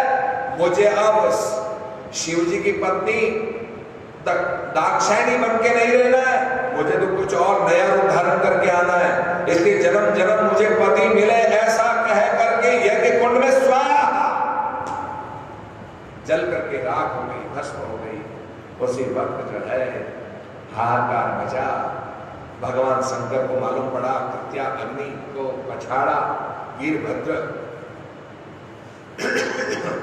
गण पैदा हो गए।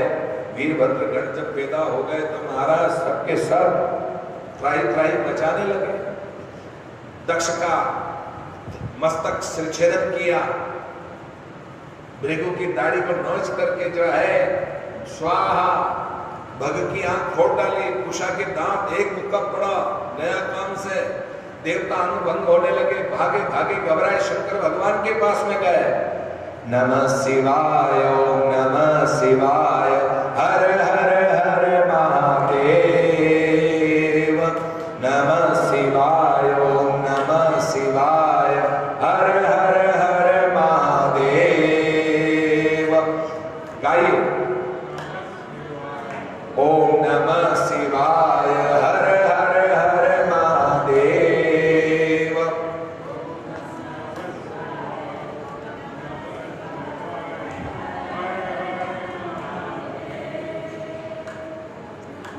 शिवाय, ओम नमः शिवाय, हर हर हर महादेव।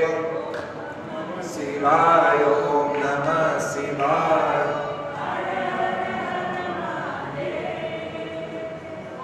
नमः शिवाय, ओम नमः शिवाय, हर हर महादेव। नमः शिवाय, ओम नमः शिवाय, हर हर हर महादेव। शिवाय, ओम नमः शिवाय,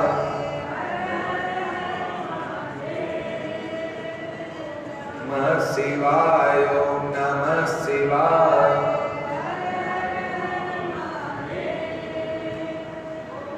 नमः शिवाय, ओम नमः शिवाय,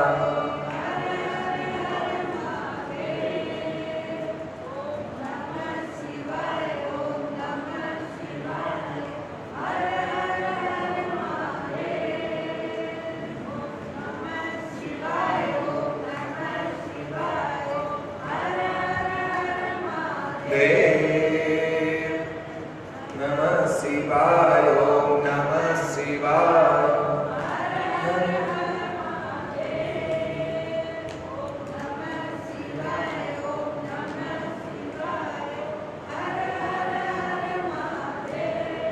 भगवान तो भोलेनाथ है, थोड़ी सी स्तुति से ही भगवान तो जल्दी प्रकट हो जाते हैं। भगवान ने कहा कि बोलो बोलो क्या करना है। बोले यज्ञ अधूरा पड़ा है, वो मरा तो मरा, उसकी कोई चिंता नहीं, पर यज्ञ अधूरा पड़ा है और आपके बिना यज्ञ पूरा नहीं हो सकता, पधारो। तो भगवान शंकर पधारे। दक्ष का सिर छेदन हो गया है, सिर तो जल करके राख हो गया, तो बकरे का मस्तक मंगवा करके धड़ से जोड़ा गया, ऑपरेशन किया तो दक्ष जीवित हो गया भगवान शंकर की कृपा से। सबके अंग भंग हो गए थे, सबको हाथ लगा दी, अमृतमय दृष्टि से सबके ठीक कर दिए अंग, और भगवान ने यज्ञ संपन्न किया। ऐसी परिस्थिति में कभी भी किसी तरह से कोई भी अनुष्ठान में शरीक होने पर यदि कोई विघ्न पैदा हो जाता है, रुकावट आ जाती है और हम भागीदारी नहीं बन सकते हैं, तो राम का नाम एक ऐसा साधन है। उस राम के नाम को जितने समय का, जितने काल का, जितने दिनों का अनुष्ठान है, उतने समय तक राम नाम का जप आपके बुखार बिंद से निरंतर जप होता रहना चाहिए, तो वह यज्ञ भी सफल हो जाता है, वह अनुष्ठान सफल हो जाता है। इसलिए भैया यज्ञ बड़ा नहीं है, तप बड़ा नहीं है, व्रत बड़ा नहीं है, उपवास बड़ा नहीं है, कोई भी साधन बड़ा नहीं है। यदि कोई बड़ा है तो महामंत्रों में महामंत्र बड़ा है। महामंत्र जो ही जपत महेशु, काशी मुक्ति हेतु उपदेश। शिवजी निसदिन राम उचारे, राम बिना दूजो नहीं धारे। पार्वती को राम सुनायो, राम बिना सब झूठ बतायो।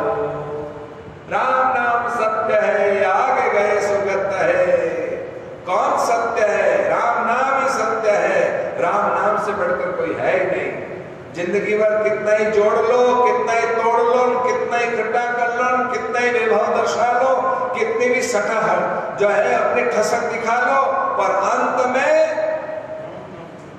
बस राम नाम सत्य है, यही बात आखिर आएगी। इसलिए साधकों, शंकर भगवान ने बड़ा सुंदर भाव यहां पर दर्शाया गया। देवताओं ने स्तुति किया और देवताओं ने स्तुति करके प्रसन्न किया। दक्ष ने भी स्तुति करी।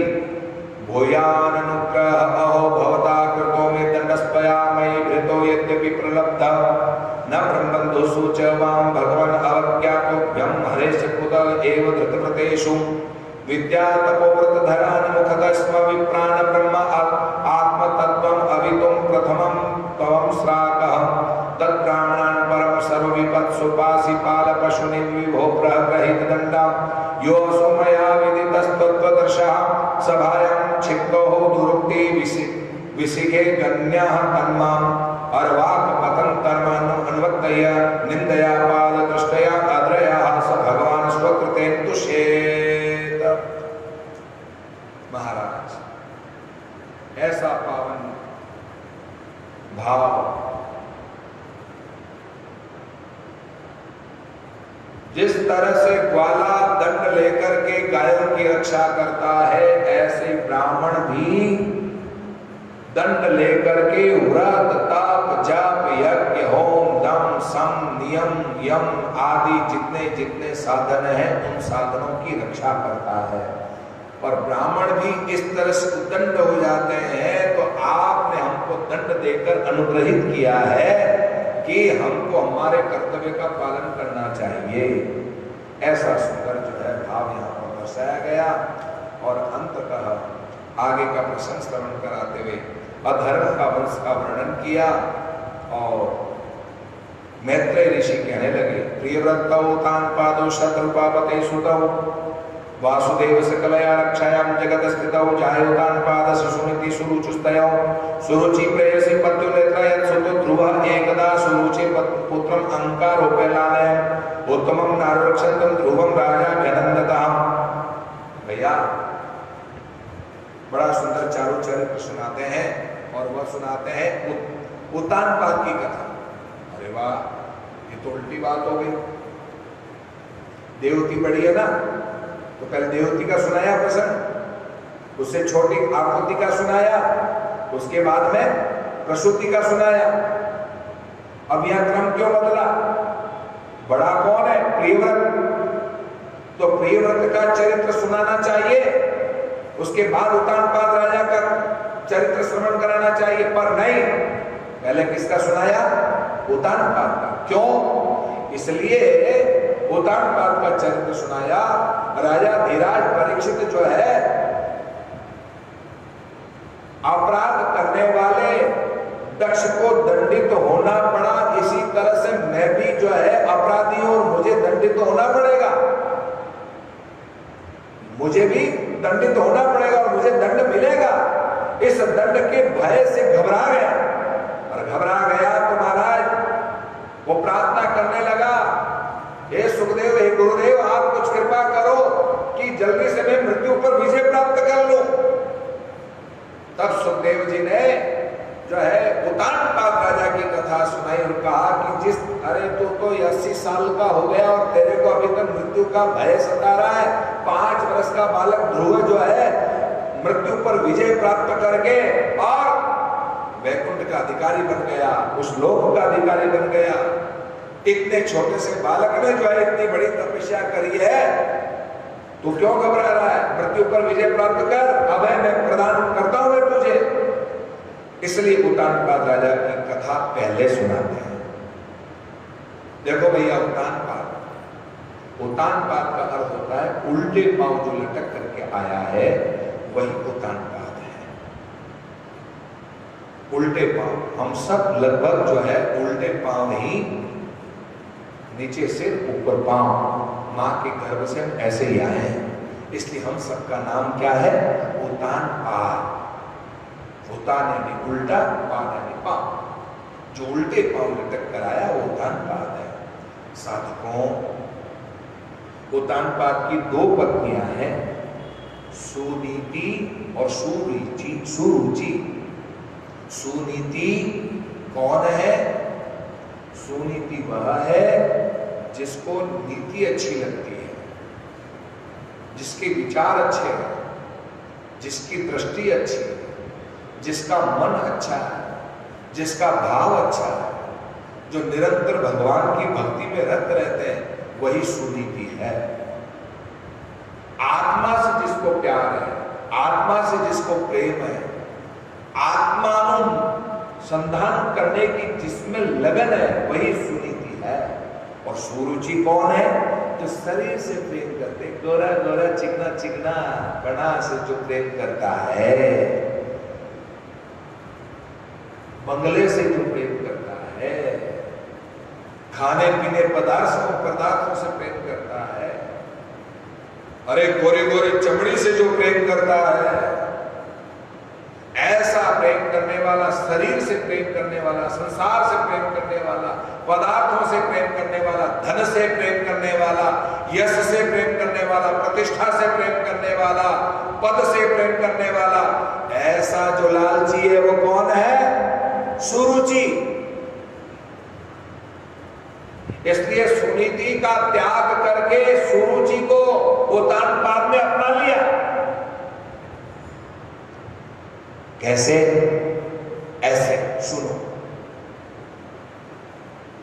आखेट खेलते खेलते प्यास बुझाने के लिए किसी सरोवर पर गए उत्तानपाद राजा। वहां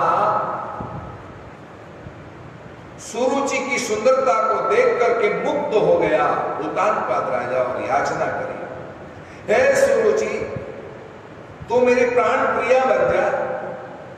वाह वाह, मैं तुम्हारी प्राण प्रिया तो बन जाऊं, स्वीकार है, पर शर्त है, अपनी पातिव्रत धर्म का पालन करने वाली पतिव्रता नारी सुनीति का त्याग करो।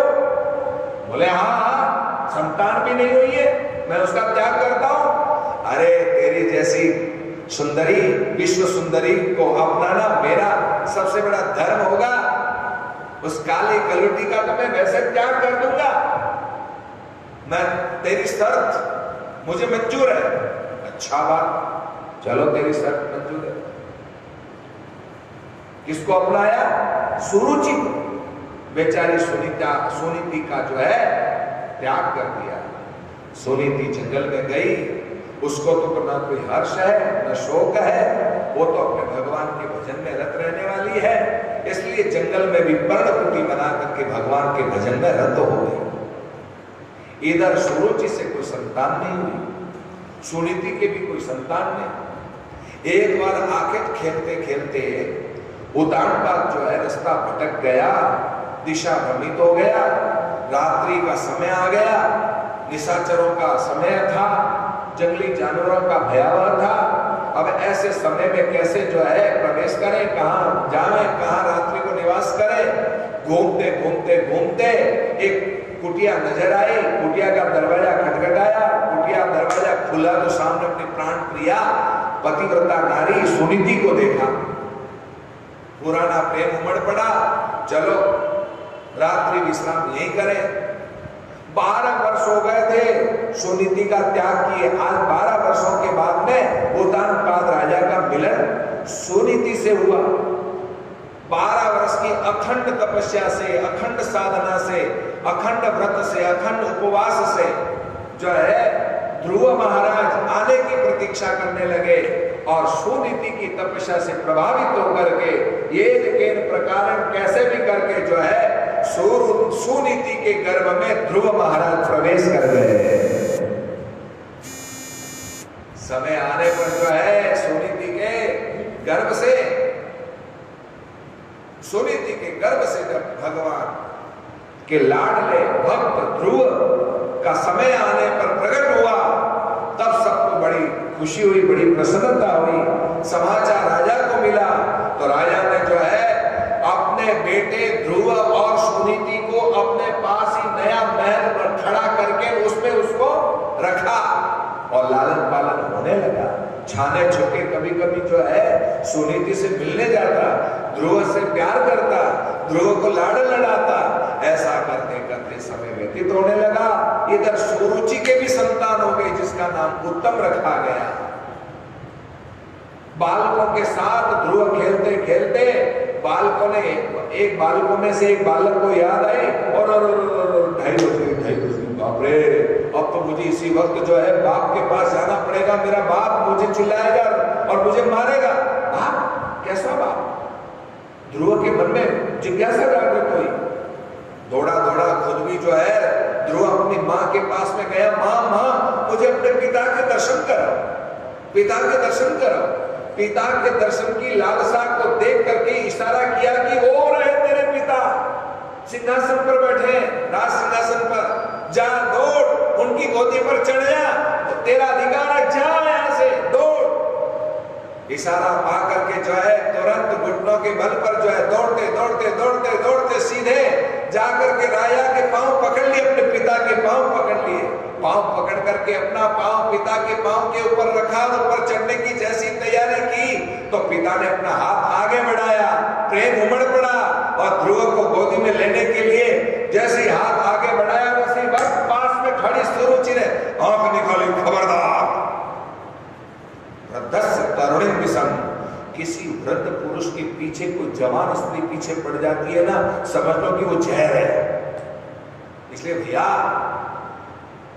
स्त्री को जहर समझ करके अपनी आयु के अनुसार जो है अपना भजन साधन करना चाहिए, वरना जवान स्त्री के लपड़े में पड़ गए तो तुम्हारे लिए वो जहर बन जाएगा। और ऐसा ही हुआ। एकदम से सामने और हाथ पीछे खींच लिया। थरथराने लगे राजा उतान का। सुरुचि ने जो है अपने ध्रुव को फटकारती हुई बोली, क्या नवत् संप्रपते कृष्णयम भवानुरूढ़ महति न गृहीतो मया यत्नं कुक्षावपि नृपदात्मजा। अरे पहले जा भगवान का भजन कर, मर, तेरी मेरी कोख से जन्म ले, तब कहीं जाकर तो राजा की गोदी में चढ़ने का तेरा अधिकार है, वरना नहीं। निकल यहां से। मां से रोता हुआ विलखता हुआ अपनी मां के पास में आया और मां ने सुना तो मां ने कहा, तेरी विमाता ने बिल्कुल सत्य कहा है, भजन करना ही जीवन का लक्ष्य है। कभी कभी देखो, मैंने कल कहा था ना, राम राम जपना पराय माल अपना। मजाक करने वाले कभी कभी जो हम निकलते हैं ना गाड़ियों में, ओ हो महाराज जरा ठाठ है, देखो देखो कहीं महाराज जरा ठाठ है, गाड़ियां घूमे एसी में रहे और खूब माल चकाचक जो है, रसमलाई, गुलाब जामुन, रसगुल्ले, कभी मालपुए, कभी खीर, कभी हलवे। आज भाई रसमलाई मिली हमको। तो इस तरह के माल खाने को मिलते, मौज है, मोटो ने तो मौज है। फिर ताना मारते कहते राम राम जपना पराय माल अपना। बात तो बिल्कुल सही कहते वो छोरे, मजाक में भी कहो, भले टॉन्ट कस करके कहो, पर पराया माल भी अपना कब होगा? जब राम राम जपोगे तभी जो है पराया माल अपना होगा। इसलिए भैया लोगों के पास में जो पराया माल है वो हमारे लिए तो पराया माल है, पर हम राम राम जपते हैं ना, हम माला फेरते हैं ना, इस माला का प्रताप है कि तुम्हारा जो पराया माल है वो हमारा हो जाता है। कब होता है? जब राम राम जपना, तुम्हारा धन हमारे पास में आ जाता है। तो ये कब कैसे आता है? राम राम जपने से। इसलिए भैया राम नाम की ही महिमा है। ऐसे ही जो है सुरुचि ने मजाक मजाक में कहा भले ध्रुव को, पहले जा भगवान का भजन कर, मर, फिर मेरी कोख से पैदा हो। भले उसने अपनी कोख को महत्व बढ़ाया, पर बिना भगवान का भजन किए भी सुरुचि के गर्भ में ध्रुव नहीं आ सकता। इसलिए भगवान का भजन ही सर्वोपरि है। इसलिए सुनीति ने कहा, मां ने कहा, बेटे भगवान का भजन करना ही जीवन का लक्ष्य है। तुम भी जाओ, भगवान का भजन करो, जाओ, अभी जाओ, इसी वक्त जाओ, तुम डरो मत, सब जगह ईश्वर है और ईश्वर का रूप है। इस तरह से अपनी मां ने ऐसे संस्कार अपने बालक ध्रुव को दिए। आज की मां होती तो हकीकत में विमाता से जाकर के सुरुचि से लड़ती झगड़ती मेरे बेटे को कहने वाले तू कौन, पर नहीं, संस्कार है ये माँ के। ऐसे संस्कार देने वाली को ही माँ कहा जा सकता है, और आज की तरह लड़ने वाली को माँ नहीं मम्मी कहा जाता है, मॉम कहा जाता है। तो साधकों, ध्रुव महाराज जंगल की ओर रास्ता लिया।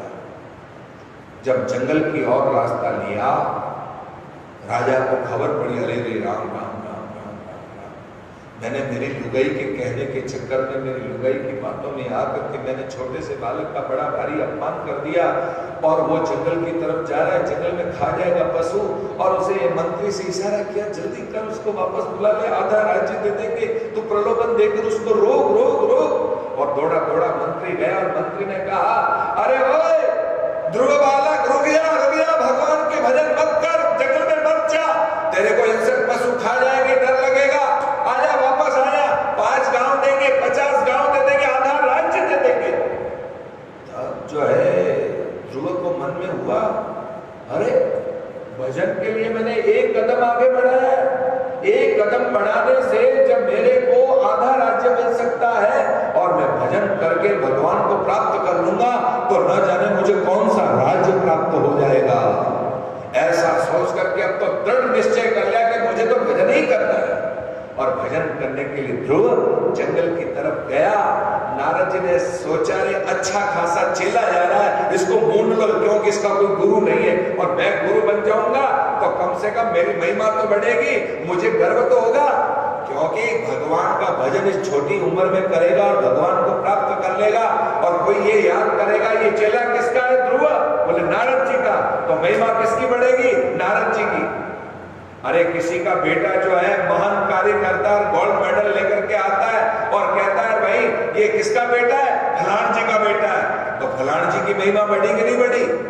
ऐसे ही जो है गुरु भी है, अच्छा चेला चाहता है, अच्छा चेला, बुरा चेला नहीं चाहता है। ऐसा चेला क्या काम का जो बंटा ढाल कर दे, कोई ऐसा लफड़ा पैदा कर दे कि जिससे गुरुओं का नाम बर्बाद कर दे, स्थान का नाम बर्बाद कर दे, तो गुरु को भी कहीं ना कहीं लालच है अच्छे चेले की। भैया हम लोग को भी अच्छे चेले की चाहत तो है भाई, कोई अच्छा चेला बन जाए। हमको भी कहते हैं महाराज इतना बढ़िया आपने आश्रम बना लिया, करोड़ों रुपए आपने यहाँ लगा दिए, अब कोई आपको अच्छा चेला बना लेना चाहिए। अब कहते तो सभी हैं, राय तो सभी देते हैं कि अच्छा चेला बना देना चाहिए, तो मैं आप लोगों से कहता हूँ कोई अच्छा बेटा दे दो, अच्छा बेटा दे दो, चाहे किसी भी जाति का हो, हमको अच्छा बेटा दे दो, हम उसको अच्छा चेला बना दे। अब तुम लोग कभी कभी जो है ऐसे ऐसे को पकड़ा देते हो, जैसे हमारा दरबार है दरबार है ना हमारे गली में, ऐसे दरबार को जो है सौंप देते हो, महाराज ये भोला भाला है, इसको आप चेला बना लो, ऐसा चेला बना लो। क्यों भाई ऐसा चेला क्यों बना ले? जब तुम्हारा अच्छा बेटा है जिसको तो तुम डॉक्टर बनाना चाहते हो, उसको जो है वकील बनाना चाहते हो, फलाना बनाना चाहते हो, फलाना महान बनाना चाहते हो, बैंक मैनेजर बनाना चाहते हो, फलाना फलाना बनाना चाहते हो, और जो भोला भाला बेचारा गंगा बावड़ा है, पागल है, और कहते हैं महाराज इसको ले जाओ, ये कोई काम का नहीं है। और जब कथा सत्संग करने की बारी आती है, महाराज कोई अच्छे साधु को भेजो। अब अच्छे साधु को कहां से भेजे? तुमने अच्छे बेटे को भेजा क्या, जो अच्छे चेले की कामना करते हो? जैसा बेटा दोगे वैसा ही साधु तुम्हारे सामने प्रस्तुत होगा, सीधी सी बात है। चलो बहुत मजे की बात है, आनंद की बात है। अरे बच्चा नहीं दो तो बुढ़े भी आ जाओ, हम तो बुढ़ों को भी चाहते हैं। हाँ, जो रिटायर्ड हो गए, परिवार से रिटायर्ड हो गए हो और घर में जिसकी चलती नहीं है, घर में कोई मानता नहीं है, तो चलो आ जाओ भाई, कम से कम 15-20 साल 25 साल तो आश्रम को संभालेंगे, देख रेख करेंगे। जैसे हमारे भक्ति राम जी, राधे श्याम जी आए हैं ना, बुढ़ापे की अवस्था में आए, पर आए तो ये स्थान तो संभालते हैं ना, स्थान की देख रेख तो करते हैं, साधु के रूप में दिखते तो हैं, तो इससे बढ़िया और क्या चाहिए। तो आप लोगों से भी अपेक्षा है कि भैया बुढ़ापा भी क्यों नहीं हो, 50-60 साल के हो गए तो आ जाओ, भर्ती चालू है। अच्छा दिलीप जी को दिल्ली थी, आ जाओ साहब।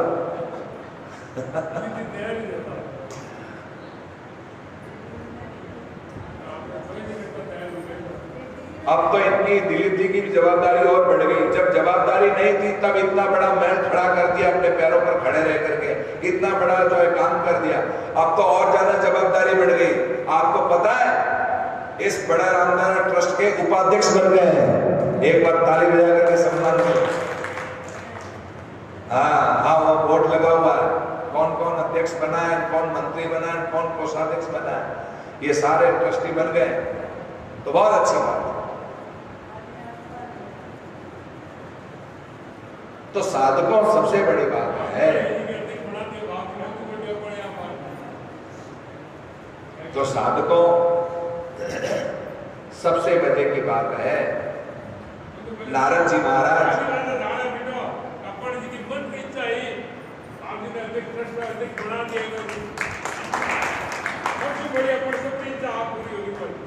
देखो साहब, ये तो भाइयों, मेरे गुरु भाइयों का आशीर्वाद है, और सबसे बड़ा आशीर्वाद समाधि जी का है। समाधि जी के प्रति निस्वार्थ भावना थी सेवा करने की, और उसके बहाने गुरु भाइयों ने देखा हमारे परम श्रद्धेय श्री भगत राम जी महाराज ने अपना भाव जो है यहाँ रखा सबके सामने बरसी के दौरान कि सारे अधिकार हरिराम को दिए जाएं।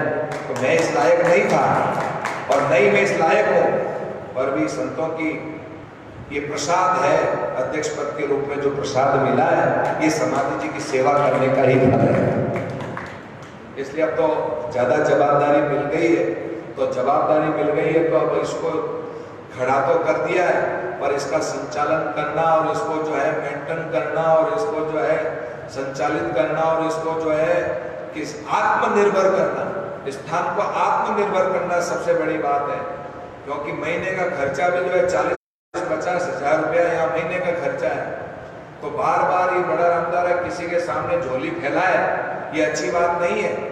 इसलिए निर्भर करना ये आप लोगों का सपना, अपना कर्तव्य एक ऐसा सपना साकार करना है कि कुछ ऐसी रकम बैंक में फिक्स डिपॉजिट हो जाए ताकि उसके ब्याज से रामदारा अपने आप खर्चा चलाता रहे और अपने आप स्थान संभालते रहे और अपने आप संतों का भंडारा चलता रहे। ऐसा मेरे मन में एक सपना है और इस सपने को आप लोगों को ही पूरा करना है।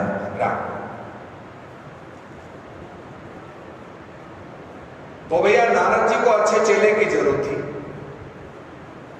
इसलिए झटपट जो है नारद जी पहुंच गए, नारायण नारायण नारायण करते करते, और नारायण करते करते जब पहुंच गए तो तुरंत जो है ध्रुव जी से कहा, ध्रुव कहाँ जा रहा है? भजन करने। अरे भजन करने, ये तेरी उम्र है, चल चल जा जा वापस, हिंसक पशु खा जाएंगे, छोटा बच्चा है, विमाता ने कह दिया तो क्या हो गया, वापस जा, अपने लौट जा, नहीं करना तेरे को भजन। नहीं नहीं गुरुजी, मुझे ऐसी शिक्षा मत दो, इसी जन्म में, इसी आयु में और इसी समय में मुझे भगवान का भजन करना है। बुढ़ापे में करना, मारा ले पकड़ लेना। ना ना साहब, बुढ़ापे में क्या पता भजन होगा कि नहीं होगा, किसने देखा है? कब पकड़े गो माला नर तू, कब पकड़े गो माला, कब पकड़े गो माला नर तू, कब पकड़े गो माला। राम भजन की बेर जात है, राम भजन की गया कूच कर काला, गया कूच कर काला। कब पकड़े गो माला नर तू, कब पकड़े गो माला। बोलो, कब पकड़े गो माला। ठग संसार कने नहीं आवे, वित खोस भया न्यारा। ठग संसार कने नहीं आवे, वित खोस भया न्यारा। जासू कहत हवेली मेरी, जासू कहत ताके लाग्या ताला, ताके लाग्या ताला।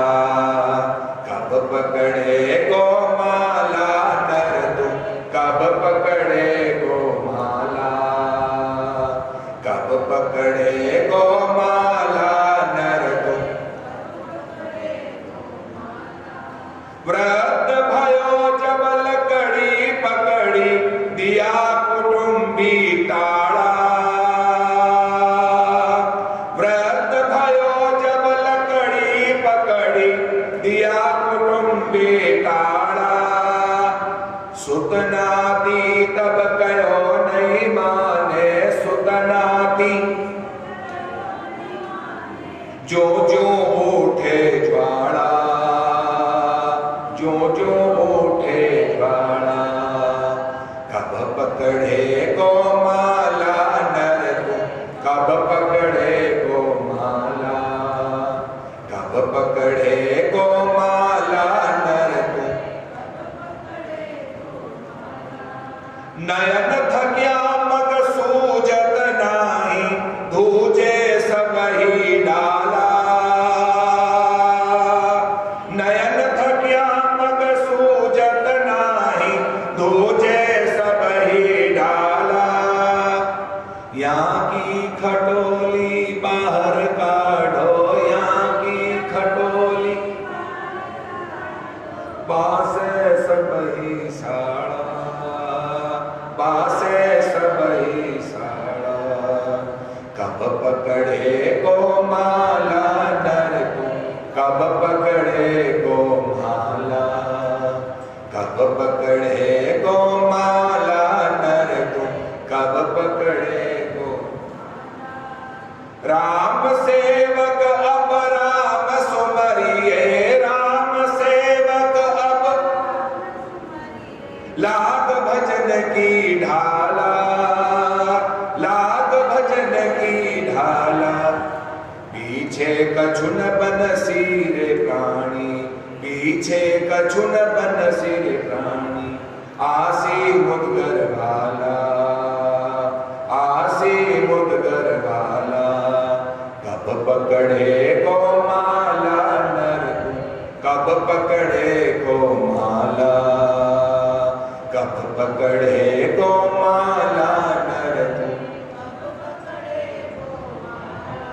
उदयपुर में राम सेवक जी महाराज हुए उनका यह भाव है भजन है जिसमें 5 वर्ष का बालक जो है माला पकड़ लेता और भजन करने के लिए तैयार हो जाता है पर जो बुढ़ा हो जाता है जर्जर हो जाता है अंगम गलितम पलितम मुंडम दसनम हीनम जातम तुंडम ग्रही तो यापी दंडवा भज गोविंदम गोविंदम भज बुढ़पते अरे कब भजन करेगा अंगल गए दाढ़ निकल गई दांत निकल गए शरीर जो है ध्रुजे डग डग डग डग डग डग डगमग डगमग डगमग डगमग करे ये स्थिति हो गई तब भी वो भजन नहीं करता है इसलिए तुम्हें भजन करना चाहिए और भजन करके जो है भगवान को पाना चाहिए तो नारद जी ने बार बार समझाया पर कहा कि भैया मुझे कुछ भी करने की जरूरत नहीं मुझे इसी समय और इसी वक्त भगवान का भजन करना है तो उसे ओम नमो भगवते वासुदेवाय ओम नमो भगवते वासुदेवाय ये महामंत्र दिया और मधुवन में जाकर के भजन पर भगवान नंद नंदन की पावन भूमि मधुवन है उस मधुवन पर जाकर के भजन कर मधुवन में जाकर के भजन किया भगवान का ध्यान किया पहले महीने में 3 दिन तक साधना करी दूसरे महीने में 6 दिन तक तीसरे महीने में 9 दिन तक चौथे महीने में 12 दिन तक पांचवें महीने में खड़े रहकर और ओम नमो भगवते वासुदेवाय का जप करते करते यानी कि फल का त्याग किया पत्तों का त्याग किया जल का त्याग किया वायु का त्याग किया और सबका भक्षण त्याग करके जो है भगवान का भजन करके भगवान को रिझा लिया और भगवान संग चक्रगदा पद्मधारी प्रकट हो गए दर्शन दे दिया भगवान ने जैसे ही दर्शन दिया मां भैष्ट बालम तपसो दुर्तया निवृत्तये तस्य प्रतियात् स्वधाम यतो हि वा प्राण निरुद्ध आसित उत्तान पादर में संगतात्मा ऐसा संगतात्मा भगवान उत्तानपाद का पुत्र जो है लाडला जो भगवान को प्राप्त कर गया है उसको धन्य कर दिया ध्रुव ने भगवान को पा करके जो है स्तुति करी और स्तुति करके कहने लगा यो अंतः प्रवेश्य मम वाचि मिमां प्रसुप्तां संजीवयत्य अखिल शक्ति धर स्वधाम्ना अन्यास्य हस्त चरण स्मत्वगादे प्राणं नमो भगवते पुरुषाय तुभ्यं एकस्ममेव भगवन्निमात्म शक्तयाः माया खयोर्गुणयः महदाद्य शेषं सृष्ट्वा नु विषयः पुरुषतद्गुणेषु भावसु विभावसु विद्भावसी। अरे शरीर, चर्म, कर्ण, कान, नाक इत्यादि जो चेतन होने वाले हैं, हाथ आदि चेतन होने वाले हैं, ये चित्त शक्ति के प्रभाव से आपके चेतन, आपके कपोल पर जो है संग स्पर्श करने से जो मेरे में वाक वाणी जो जागृत हुई है, प्रखर वाणी जो परावाणी जो जागृत हुई है, महाराज ये आप ही की कृपा है और आपकी चित्त शक्ति से ही तो सारा संसार चेतनमय है। ऐसे चित्त चेतन स्वरूप परमात्मा आपको मेरा प्रणाम है, प्रणाम है, प्रणाम है। इस तरह से स्तुति किया, भगवान ने दर्शन दिया और भगवान अंतर्ध्यान हो गए। 36,000 वर्ष तक शासन भोग करके ईला और ब्रह्मी नाम की कन्या के साथ में विवाह करके जो है उत्कल, वत्स और कल्प आदि संतान को प्राप्त करके और अंततः अपनी मां सुनीति के साथ में ध्रुव जो है मृत्यु देवी के माथे पर चरण रखकर विमान में प्रविष्ट होकर ध्रुव लोक को प्राप्त हो गए। ऐसा पावन प्रसंग यहाँ पर श्रवण कराया गया। पृथु महाराज का दिव्य चरित्र, जहाँ वैन की दुष्टता से चारों तरफ घबरा गए, वैन को ब्राह्मणों द्वारा मारा गया और वैन की दुष्टता से जब वैन मारा गया ब्राह्मणों के हुंकार से वैन मारा गया, जब जो है वैन के शरीर का मंथन किया और मंथन करते करते साक्षात पृथु भगवान का प्राकट्य हुआ अर्ची के साथ में। बोलिए पृथु भगवान की। पृथ्वी का दोहन करके और इंद्र वर्षा करके और चारों तरफ जो है सबको हरियाली करी। ऐसा दिव्य प्रसंग यहाँ पर श्रवण कराया गया। प्राचीन रही राजा को जो है पुरंजन आख्यान श्रवण करा करके जो है बड़ा सुंदर पावन प्रसंग श्रवण कराया, आत्मा का बोध करवाया। इसी के साथ में चौथा स्कंद पूर्ण हुआ और हम भी अपनी वाणी को यहाँ विश्राम दे रहे हैं। 15 मिनट तक आप जो है 15 से 20 मिनट मान 3:15 बजते ही आप वापस यहाँ पर बैठिए और जितने में आप जलपान कर लेवे, नाश्ता पानी कर लेवे और 15-20 मिनट विश्राम करने के बाद आप जो है कथा वापस सुनेंगे। 3:15 से 5:15 बजे तक कथा होगी। ये आप लोगों को ध्यान में रहे। राम